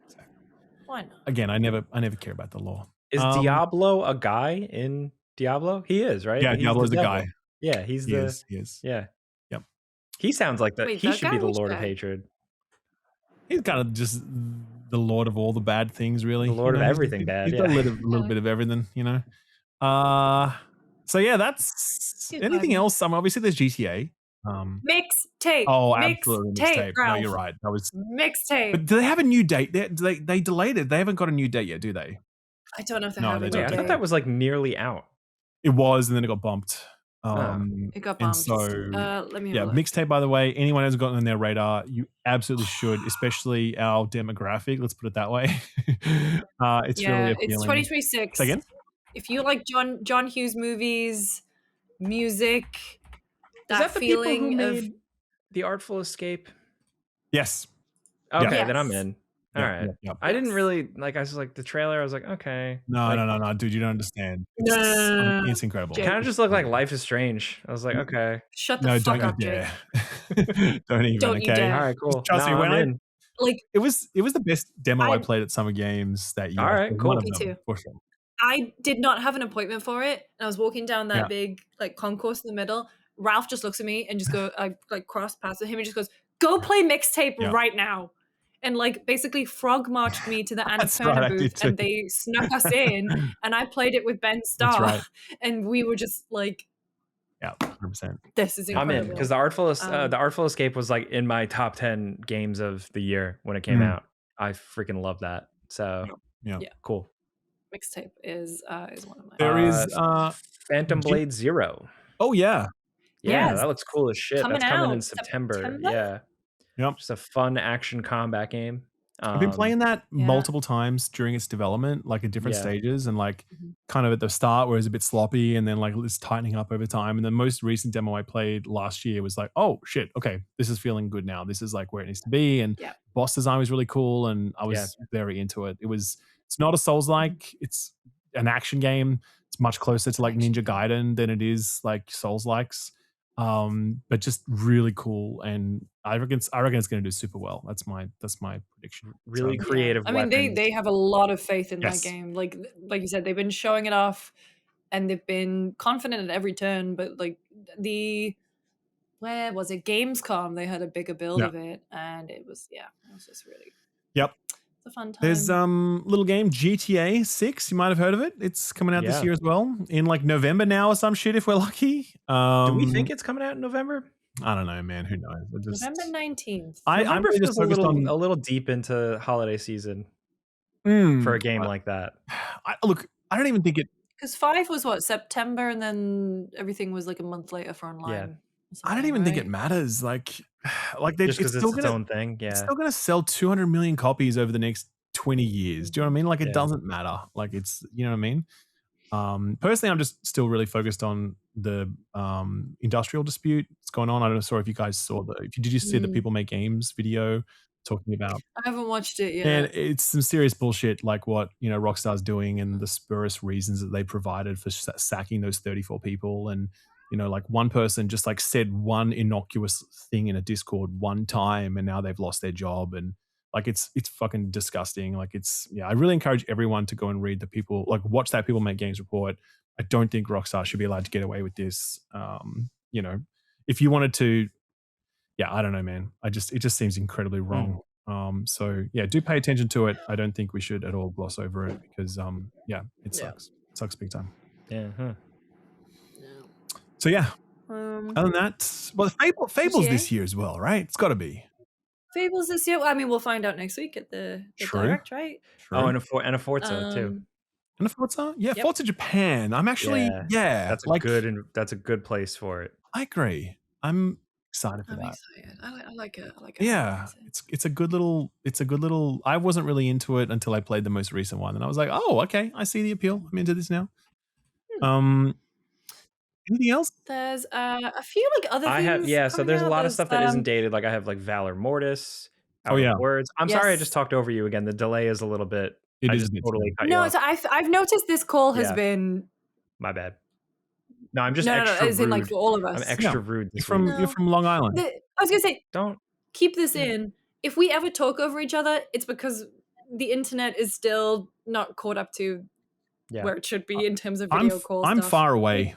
I'm very far away. You're so You're far really away. far away. That's it. Marvel's Wolverine doesn't have a date yet. Out of Words, that cool epic game that should be this year, that doesn't have a date yet. Toxic Commando, I believe, doesn't have a date yet. The Starship Troopers Ultimate Bug War is very high on my list.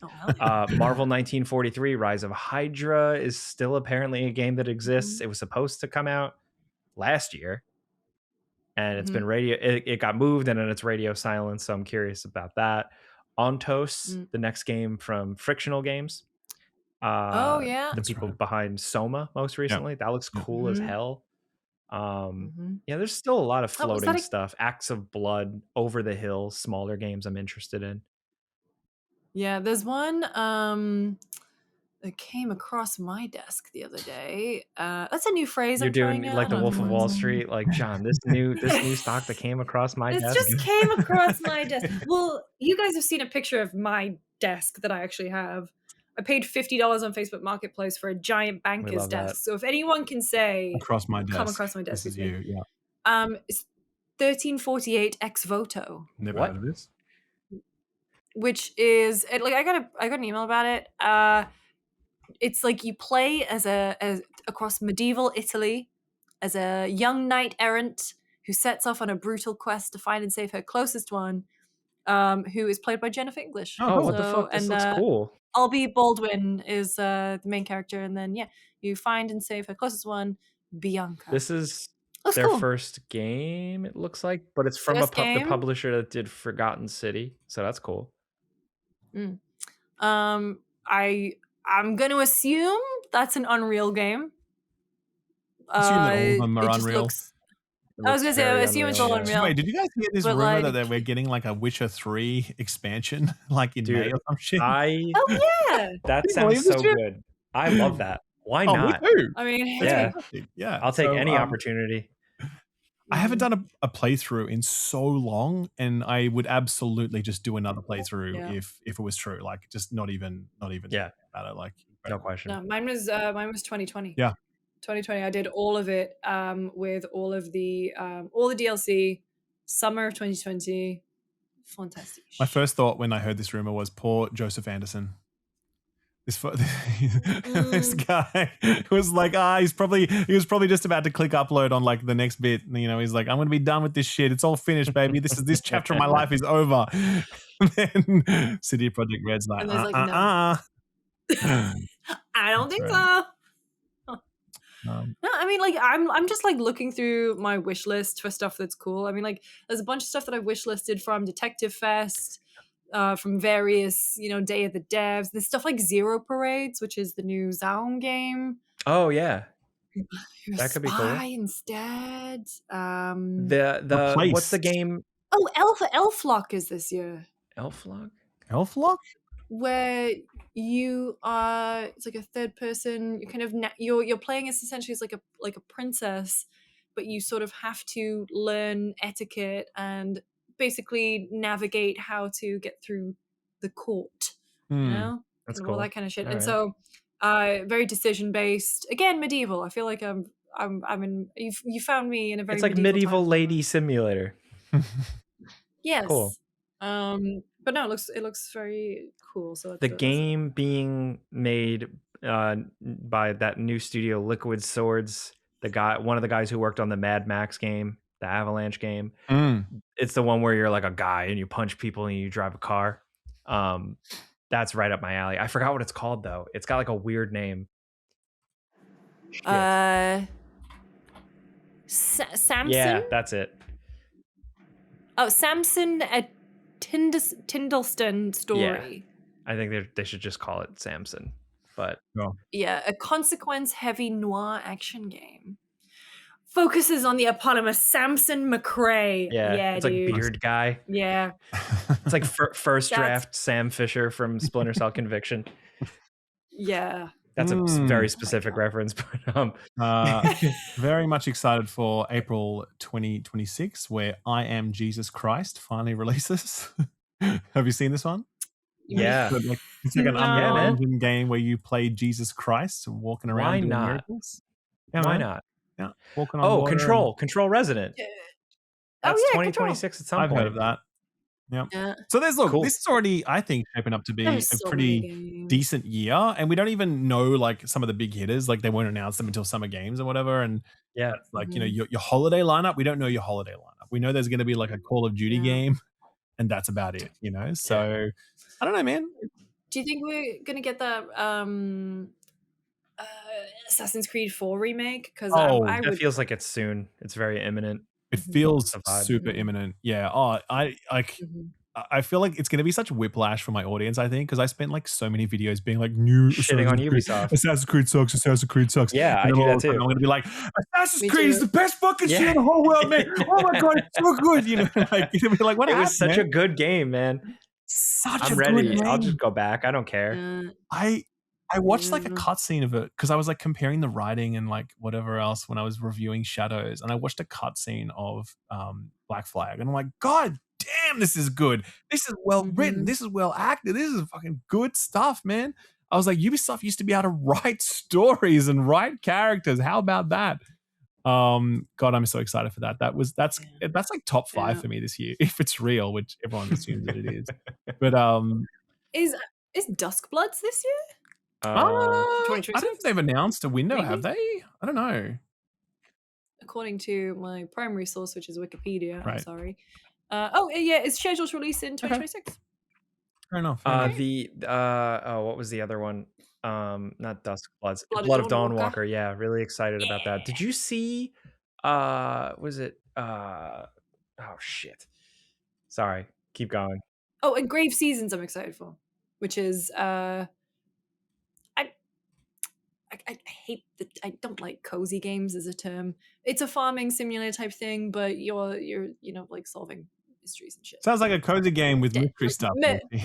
Murders. Cozy game plus murders actually sounds like a pretty winning formula. Like I can totally see that popping right? off. So it's like basically all of those British crime series that you like your nan watches or whatever. The Bill or whatever. It's like it's got this cozy vibe, but people are dying, like Midsummer Murders. That's the one. Yep. It's a narrative farming sim with a terrifying twist. Someone in the town is a supernatural serial killer. Farm romance and investigate your way through the unsettling town of Ashen Ridge. That's going to go huge. I can see it. It's 10 million copies right there from that little bio, 100%. Yeah. The thing I trailed off on, I forgot the name of. It's called Dead House Sonata. This is a new game from Dennis Dyack. Remember that? No. Eternal Darkness. Oh, yeah. Got an email about this. Yes. So it's like a vampire narrative action RPG thing. It's coming to early access this year. And I'm very curious. Oh, sure. Might have a little bit of an old school feel to it. It looks a little old school. It looks a little early access, but that was like just announced or like revealed a couple days ago. So yeah. Yes. Because I was going to send it your way, Ralph, but I wasn't sure if that was the vibe. Because he worked on Legacy of Kain. Well, because he worked on Blood. I have heard about this now. Yes, I have heard about this. Yes, for sure. Yes. Yep. I always also leave my most anticipated list and like these types of lists. I leave a big gap for that thing that just comes out of nowhere and surprises us. 100%. I live for those. That random thing in the middle of the year, whether it's a Vampire Survivors, a Pokemon Go, just some a Pal World, like just something nobody sees coming. Yeah. I'm really excited to see what that is this year. Me too. Maybe it'll just be the Division 1 remastered. I'll be going back to my weekly vendor resets, baby. That's where every Saturday just going around there. Just start another channel and just start like posting just Division uploads again. Like just build videos for Division, just old times. That's it. Take me back, baby. Great game, Division 1, man. Incredible game. Unbelievable. Incredible game. That was like the last live service game I like genuinely really got into. Yeah. I lived with Greg Miller I played a lot of Division 1 because I was still in the UK, but when Division 2 came out, Greg was obsessed with it, and he was constantly on at me to get into the Division, and I enjoyed it a bunch, but I never got as deep into. It's like you got Garrus Vakarian like literally being your little your little HUD voice. That's the appeal right there. That was 2016. I believe that was 2016, correct? That's when I started my YouTube for Division 2? For Division 1. No, for Division 1. The trend right now Division is doing 2. like the post 2016 to 2026. Yeah. I did mine today, which was because I loved Jake's one where it was just like him with Todd Howard and stuff, and I was like, who did I meet in 2016? And there's a picture of me at Gamescom. So Hideki Kamiya, who is the director of one of my favorite games of all time, Okami, was he Bayonetta, Resident Evil 2, Resident Evil, the list goes on. DMC. He's very infamous for blocking people on Twitter, and he made a stamp of his face that just said you are blocked. And so I got to meet him, and I said, could you please block me? And I thought he was just going to stamp the piece of paper that I had, and he actually blocked my hand. And so then I don't think it's there anymore, but I posted it on Twitter, and he quote tweeted it with, "I would never block my waifu." Oh, wow. That's not okay, my man. I was like, well, and I was on a Know Your Meme page for a while with that, and I was like, okay. Oh, wow. But yeah, he was very nice.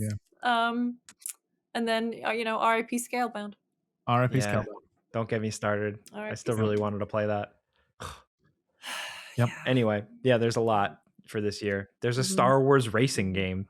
Oh, man. I'm so excited. I can't wait. No, that's pod racing. Yeah. I wonder, I'm interested in Xboxes. I mean, Nintendo, I think is a big black box. We have no idea what's coming from them. Yeah. Because we're due for a Mario game, I guess, because we haven't had one, and so now it's like, well, it's reasonable to expect that they might announce one.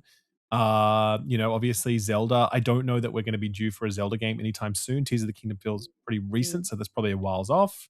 Obviously we're not getting, unless they do something like an Echoes of Wisdom They could. You know, I mean, yes, something. and yeah, but I mean, like the really big stuff that just gets people like buying a console. I wonder what that is from Nintendo What does this a new year. Mario game look like for 2026? Yeah, I don't know, man. It's a good question. Chris Pratt's voicing him though. That's whatever it is. It's gonna be Chris, Chris Pratt. Pratt Mario game. Yeah, yeah. So I don't know. Nintendo's a black box. I think Uh, Microsoft is just like there's so much of it. Like you've got all your Blizzard stuff, and you've got your COD, and got your Forza and Tomb Fable, Raider.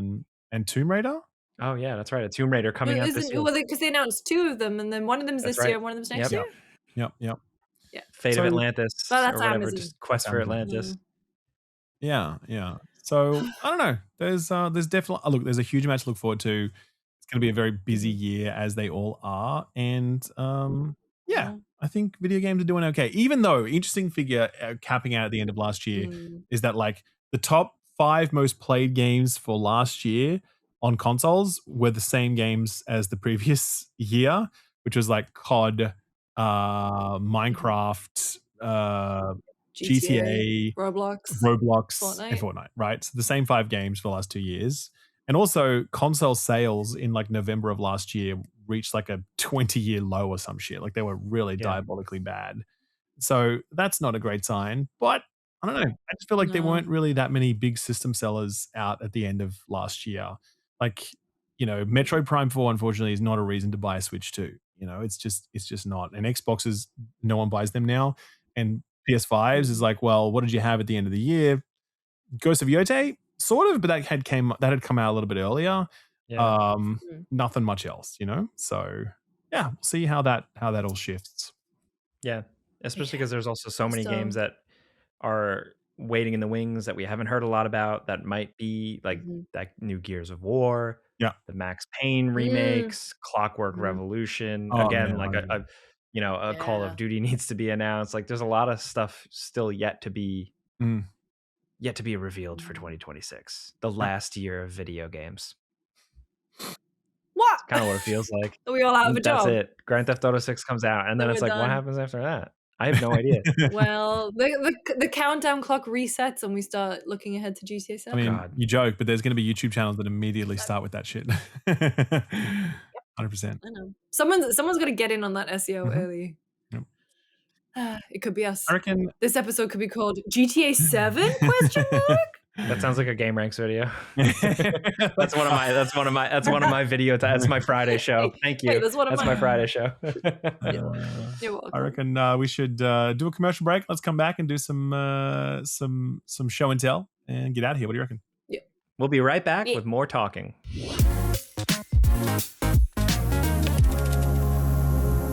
Hey, next up, this podcast is sponsored by Turtle Beach and their new headset, the Stealth 700. I got a pair here. Lucy is rocking them. Look, it's the winter. Things are crazy. Maybe if you're like me, you're, in a winter wonderland right now. But with these headsets, you got an edge. You don't have to worry about anything going on in the outside world. I've been gaming on these bad boys with snow coming down outside, and I can hear everything perfectly. Just a solid gaming headset, really. Specifically for me, the kind of sleek metal design here, like in like a nice flat finish. Turtle Beach has really like leveled up their design and comfort factor. So for me, comfort is a huge thing with headphones, and this has been great. Yeah. I mean, I think the thing for me is like not only setting up, and I'm always kind of nervous about Bluetooth because stuff just like doesn't seem to want to work for me. However, there is a dual wireless transmitter system, so I put one in my PlayStation, one in my PC, and it worked. And that is huge for me. I just want something that's an easy setup, easy for me to do. I don't even have to think about it, and I can just seamlessly switch between the two depending on what I'm doing. And so for that, I'm really enjoying the Stealth 700. That's such a big thing, because like sometimes you get a gaming headset and it can be like really finicky, really cumbersome if you like to switch between devices. But I'm glad that Turtle Beach really sorted that out. Not only that, like the detail, like hearing footsteps, hearing like, foliage in games and stuff like that. That's been a big thing for me. I'm not a big multiplayer guy, but some people like to get a competitive edge with what you hear. But for me, playing single player games, the detail has been really great. But the big thing is the battery life. The battery life on these things are insane. If something like I thought what's a good headset battery life? I'm used to kind of like a 15 to 20 maybe. This bad boy has 80. That is so much Yes. gaming to be done. Like, it's fantastic. Yes, the Stealth 700 headset, 80 hours of battery life. It is crazy. So the Stealth 700, Turtle Beach makes gaming headsets. They also make other stuff if you want to check it out. So if you have any of your holiday money still left and burning a hole in your pocket and you want to upgrade your headset, head over to turtlebeach.com and use code FPS for 10% off your entire order. And like Jake said, there is plenty of stuff on there to choose from. So turtlebeach.com and use code FPS for 10% off. Thank you again to Turtle Beach for sponsoring this episode. Austin, my dog, my pup, is great, specifically because of the sponsor of this podcast, The Pets Table. So if you don't know, The Pets Table is the latest and greatest from the people behind HelloFresh, and it is personalized dog food for your dog delivered right to your door. You let The Pets Table know about your dog, just some basic questions, and then you get essentially human grade, high quality, fresh, like gently air dried options for your dog. And it's been really fun because Boston has legitimately loved it. Plus, they send you this cool little container to keep it in. So essentially, you get the packets, they come frozen, you thaw them out, you set up his portions in this little plastic container, and then every time you take it out of the fridge, he sees the container because it's blue and he gets really excited about it. And it's at the point now where he likes it so much that I tried to switch him back to his old food because we still have his old food. I had to go through that food, and he refused it. He didn't want it. He wanted the Pets Table. So that says a lot. Mm-hmm. Wow. Hey, he's a boy with taste. He's a good boy with taste. I mean, are you going to keep it up? Or like, what else is there to know? Absolutely. So it's really it's based on a bunch of things like their age, their weight, their activity. You give them stuff like that, but then you're good to go. But they back it with a 100% money back guarantee on a 2-week trial. So there's zero risk, and it's I know pets can be finicky, but because of that, like they understand that, then it's worth giving it a shot. I think that's great. And hey, if you want to help your dog live their best life with high quality food from the Pets Table, you can, because we've got a limited time offer for you. Get 55% off your first box plus 10% off your next 2 at thepetstable.com and use code FPS55. So that is thepetstable.com, code FPS55. Thank you so much again to the Pets Table for sponsoring this episode.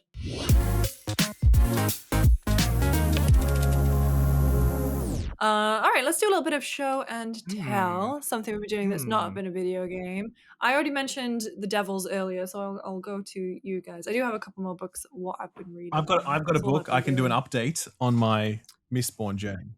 Is it the Bible? I like this. Okay, so now I'm like properly into Mistborn. Before I was just doing the setup or whatever. I'm like maybe just over halfway through the first book, right? Right. I love it. It's awesome. It's basically like a video game. And in fact, because I saw that actually Brandon Sanderson is pitching the book as like to video game publishers, as like we should make a game out of this. And he's like trying to, and if you read it, it's absolutely like that. Like it's basically got this magic system, which is essentially like Dishonored-esque. If you had like Arcane make this game, it would just be incredible. So I like it a lot. I'm really into it. I love the world building.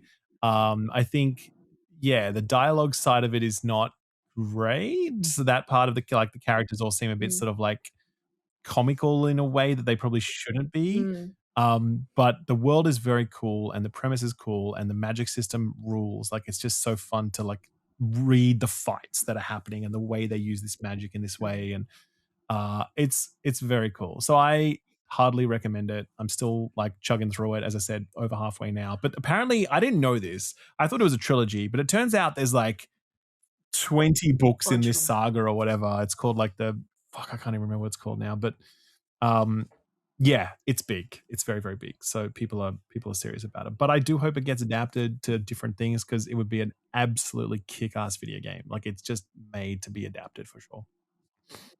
Yeah, that's me. Jake, I've watched a lot of movies. It's kind of like what I do at the end of the year. I catch up on stuff. Are you logging? Are you Oh, logging I am them? logging them. Yeah, I'm just gonna. I have yet to watch a movie in 2026, so I haven't been on The new Letterboxd, my social media platform the of new choice. Knives Out, Wake Up Dead Man. I thought it was pretty cool. I I actually thought I I enjoyed thought it was that. better as just this interesting Josh O'Connor Catholic adventure. And then Benoit Blanc shows up and he's like a little silly guy. I like the first half And better, then Benoit but Blanc. it was cool. F1 I didn't really jive with. I watched that on the plane, and by which I mean I watched someone else's screen in front of me while Okay. they watched Yeah. it, and I feel like I saw the whole movie and everything that was happening, I was like, "Okay, I know what this is." It reminded me of an episode of, like, Suits, where, like, everything's just really pretty all the time, and clean Right. looking, Yeah. and there's just the plot is rather incidental to what is being framed. Is It that was kind of accurate? cool because it was like, holy shit, F1 is so sleek and expensive and insane. Yes. But I will say, Mhm. so Joe Kosinski directed it, so the races were incredible. The Yeah. races were great. The sound was Yes. unbelievable. The story just did absolutely nothing for me. Yeah, it looks so boring. Like, I It's could like just Brad Pitt Yeah. shows up, learns nothing, in the end, ends up still being the coolest, and he's like, "See you guys later," and then the movie ends, and it's like, all right, like I get it, he man. just, like, Like, walks off into the crowd at the end of the movie and yeah. Oh, like man. Dark Knight. Yeah. Uh, Yeah, exactly, exactly. um, yeah, it was fine. I watched the entire Ken Burns American Revolution documentary. Hmm. It Isn't was that, like, like really long? Isn't that, it was like, really long. 20 Yeah, hours or some shit? it wasn't that long. I think it was like 12. Okay, okay. And it's just all pan and scan zooming, and it, Mhm. it was Mhm. fascinating. It was really good. I don't know if it was his best one, but it was really good. Roof Man with Channing Tatum is a great movie.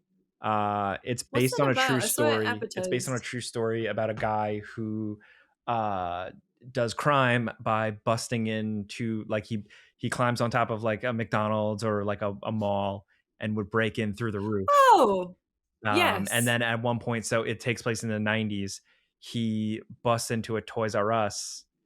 So he breaks out of jail and he does one last robbery, and he busts into a Toys R Us, but then he has to like hide out in the Toys R Us and like live there at night.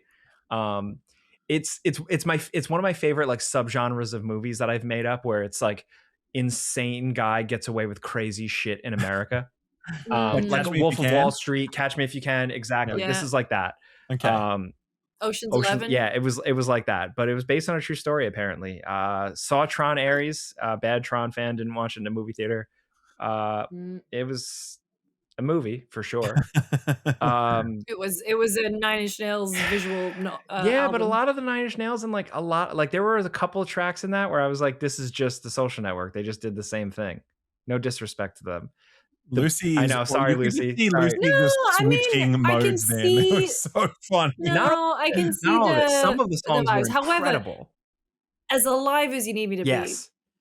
Yes. rocks. Oh I my think the god. movie also had really good Tron ideas in terms of like Mhm. visuals and like, new ways these little Tron computer characters are going to do things, but ultimately just didn't really have any Mhm. sauce or like emotion behind it. Begonia, I fucking really loved. I thought Begonia was great. You Yes. should know nothing going in.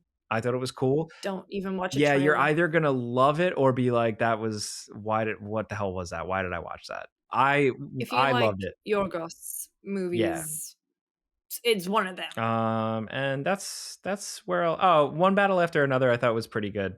A lot of people were Overrated? talking. Say it again. Overrated? Question mark. Everyone's like, "It's So a the lot of greatest people movie did that." say it was like, it is cinema. It's the best thing I've ever seen, and it like, no, it wasn't. But it was a Okay. good time. I think Okay. Leo did really good physical comedy again. Um, he kind of just Mhm. fucks up the whole movie and sucks, and then it ends, like, which is kind of funny. Mhm. Um, Benicio del Toro was great, and Yep. Sean Penn was unbelievable as this like insane villain. Just a weird Mhm. movie, and yeah, good time. Cool. So that was me, big movie guy, Nice. I've been big book girl. big book girl. So my big book girl. So my not a New Year's resolution, but I'm trying to make lots of little changes that add up rather than actually do anything, big. Because I feel like if you fall off, then it Mm. doesn't really become a habit. So, but one of the things I've been trying to do is I've been trying to read every day, which I have been doing. So I've got my little app. Okay. Wow. book app. It's called Margins. So I have Letterboxd and I have so I have Goodreads, I have Storygraph, and I have Margins, and I'm basically trying them out for the month to see what I like. Storygraph gives you really good really good statistics. Margins, I think visually is very nice. Also, there's a thing that when you're reading, it blocks all of the things on your phone. Nice. And so I read like physical stuff anyway, good. but it's just kind of nice to not have the nice. distraction. And then Goodreads plugged into obviously Kindle if that's your preferred, however it is Amazon, but it has that's where the recommendation stuff comes in. But I mean, I'm enjoying kind of all of them for different reasons. So in January this year alone, I've read 1,340 pages and I'm averaging 89 a day. Nice. So I'm speeding. The Devils, huge recommend. Thank you. Huge recommend. Then unfortunately I read 2 that I did not like. And now my 4th book of the year, I am enjoying a lot. So I will kind of ramp up to that. So first I read This Is How You Lose the Time War, which is a book about 2, Red and Blue are the characters' names, and they are diving and dipping all across time, and they're leaving each other notes and they fall in love. I think I've just come to realize that kind of writing, it's quite a polite way to be a little bit up its own arse, sniffing its own thoughts. Okay. And it just didn't work for me at all. And it was mercifully quite a short book, and I got through it in 2 sittings. But it just it had some cool sci-fi concepts, but I don't know, it just did not gel with me at all. And then I read, speaking of cool sci-fi concepts, I read Project Hail Mary because everyone was saying that the trailer spoiled the twist or something from the book, and I was like, well, I don't want to get spoiled. This is the Martian guy, right? You mean the former Blizzard employee and Martian? Wait, he used to work at Blizzard, the person who wrote this? Andy Weir, he sure did. So the whole concept is Earth is dying. Final crew, 3 people get sent up to space, but one person is the only one who survives, and he has amnesia, and it's up to him to save the world. Project Hail Mary. And I will say that I think, again, I didn't like it, and I think it's because I'm understanding more about my reading habits and what I like. There was something about that character where he spoke a little like it was YouTube in 2008 to 10.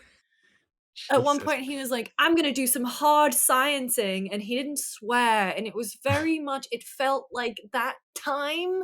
2008 had YouTube had a lot of swearing and a lot of other stuff going on as well. No, I know, but it kind of felt like no, more like that internet speak from them.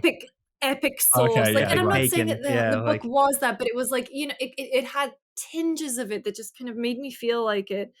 And someone said it felt like Ready Player One, and then all I had in my head the whole time was Ready Player Sun, more like, because the sun's dying. So that was like, I was just like laughing. Drops, Lucy. I know.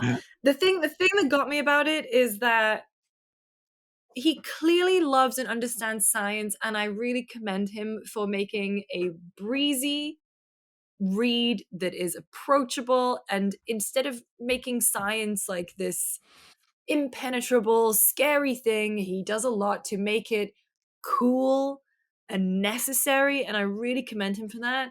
But I think the way that he did it, in the fact that the character had amnesia but still remembered core concepts, it felt like he was overly explaining to the audience the whole time, which kind of also made me worry about some of the concepts so was my cat. Some of the concepts he was explaining was so basic that I was worried about the education systems worldwide, which I the do mitochondria anyway, is the powerhouse of the cell. Jake, that is literally a line in the book. Wow. Not ironically. There's other stuff. Unironically. There's other stuff. No, I think it was ironic. It was actually a little bit of a joke. And there's a point where he is talking, there's flashbacks, and he is talking to the head of Project Hail Mary, the one woman every government in the world has put in charge of this project. And he explains basic science to her in a way that I was like, that's just accurate. That's just insane. mansplaining. That's 100% accurate. Yes, but I was like, bro, there had to be another narrative mechanism for you to explain the science. Maybe he didn't remember what the exact formulas were, and he had to have some kind of computer explain it to him. Like, I don't know. And it didn't sit with me. But there are some really nice moments in it that I was like, I don't completely hate this. There were some bits, but it just wasn't me. Book I'm reading right now is called The Husbands, and it is written by the narrative designer of Dicey Dungeons, which I didn't realize. It's written by a game developer. Cool. And it's a woman who gets home, and every time her husband goes in the attic, a different man comes out.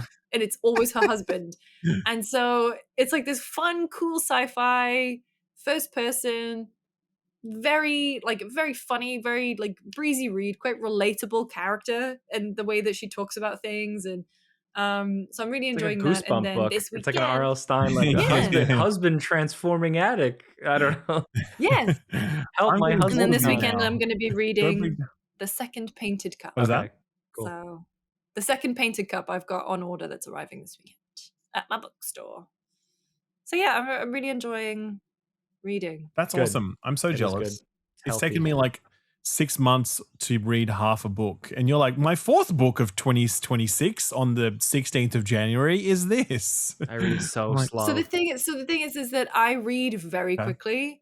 That's not a humble brag. That is always just, I've always read things with varying levels of what you call it? Not comprehension. Engagement, attention. Locked in. Locked in ism. Brain fog. What's the word when you take it and you remember it and you retention? Thank you. So I have various levels of retention, and I think it is based on how interested I am in something. The Devils, I remember every character. I'm talking to a friend of mine who's reading it at the moment. He's saying, "Oh, this is happening. They're at this house," and I was like, oh, "I'm locked in. I'm remembering every single moment of it." Whereas I can feel Time War and I can feel Project Hail Mary slipping away already. That's when you know. That happens to me with video games too. I was talking to somebody the other day, and he's like, "Yeah, there was that boss fight." He was talking about a game that I didn't think I played, and he's like, "Yeah, there was a boss fight in the oil refinery. That was cool." And I was like, "Wait, I think I played that." But that could be any game. That could be literally any game. And I play games and I forget often. It's crazy. So when you're really enjoying something and you're actually holding on to it, that's when you know, man. That's how you know. And also genuinely, like, margins, the fact that it blocks everything. I let like my Spotify or something work, I let music work, and I'll let text messages just in case. But other than that, like, everything being blocked. Yeah, that's huge. So fun. I've been commuting into the office like a few days every week and just reading. And that's great because I get 25 minutes, not on my phone, not doom scrolling.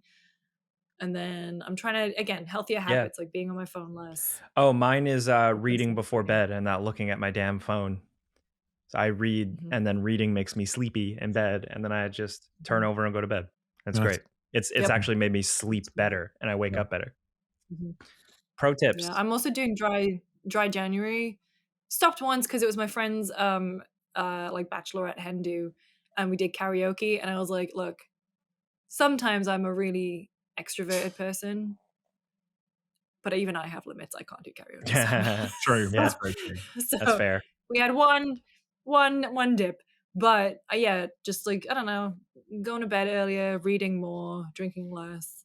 It should last for another 2 or so weeks before the news resolutions falter, and then we'll be back to our normal slovenly selves. I'm going to Las Vegas for Dice, so it's certainly breaking by the second week of February. Am I right? My dry January is not buying stupid shit. It's my like save money January. Like, don't buy knickknacks, don't buy action figures, don't buy this.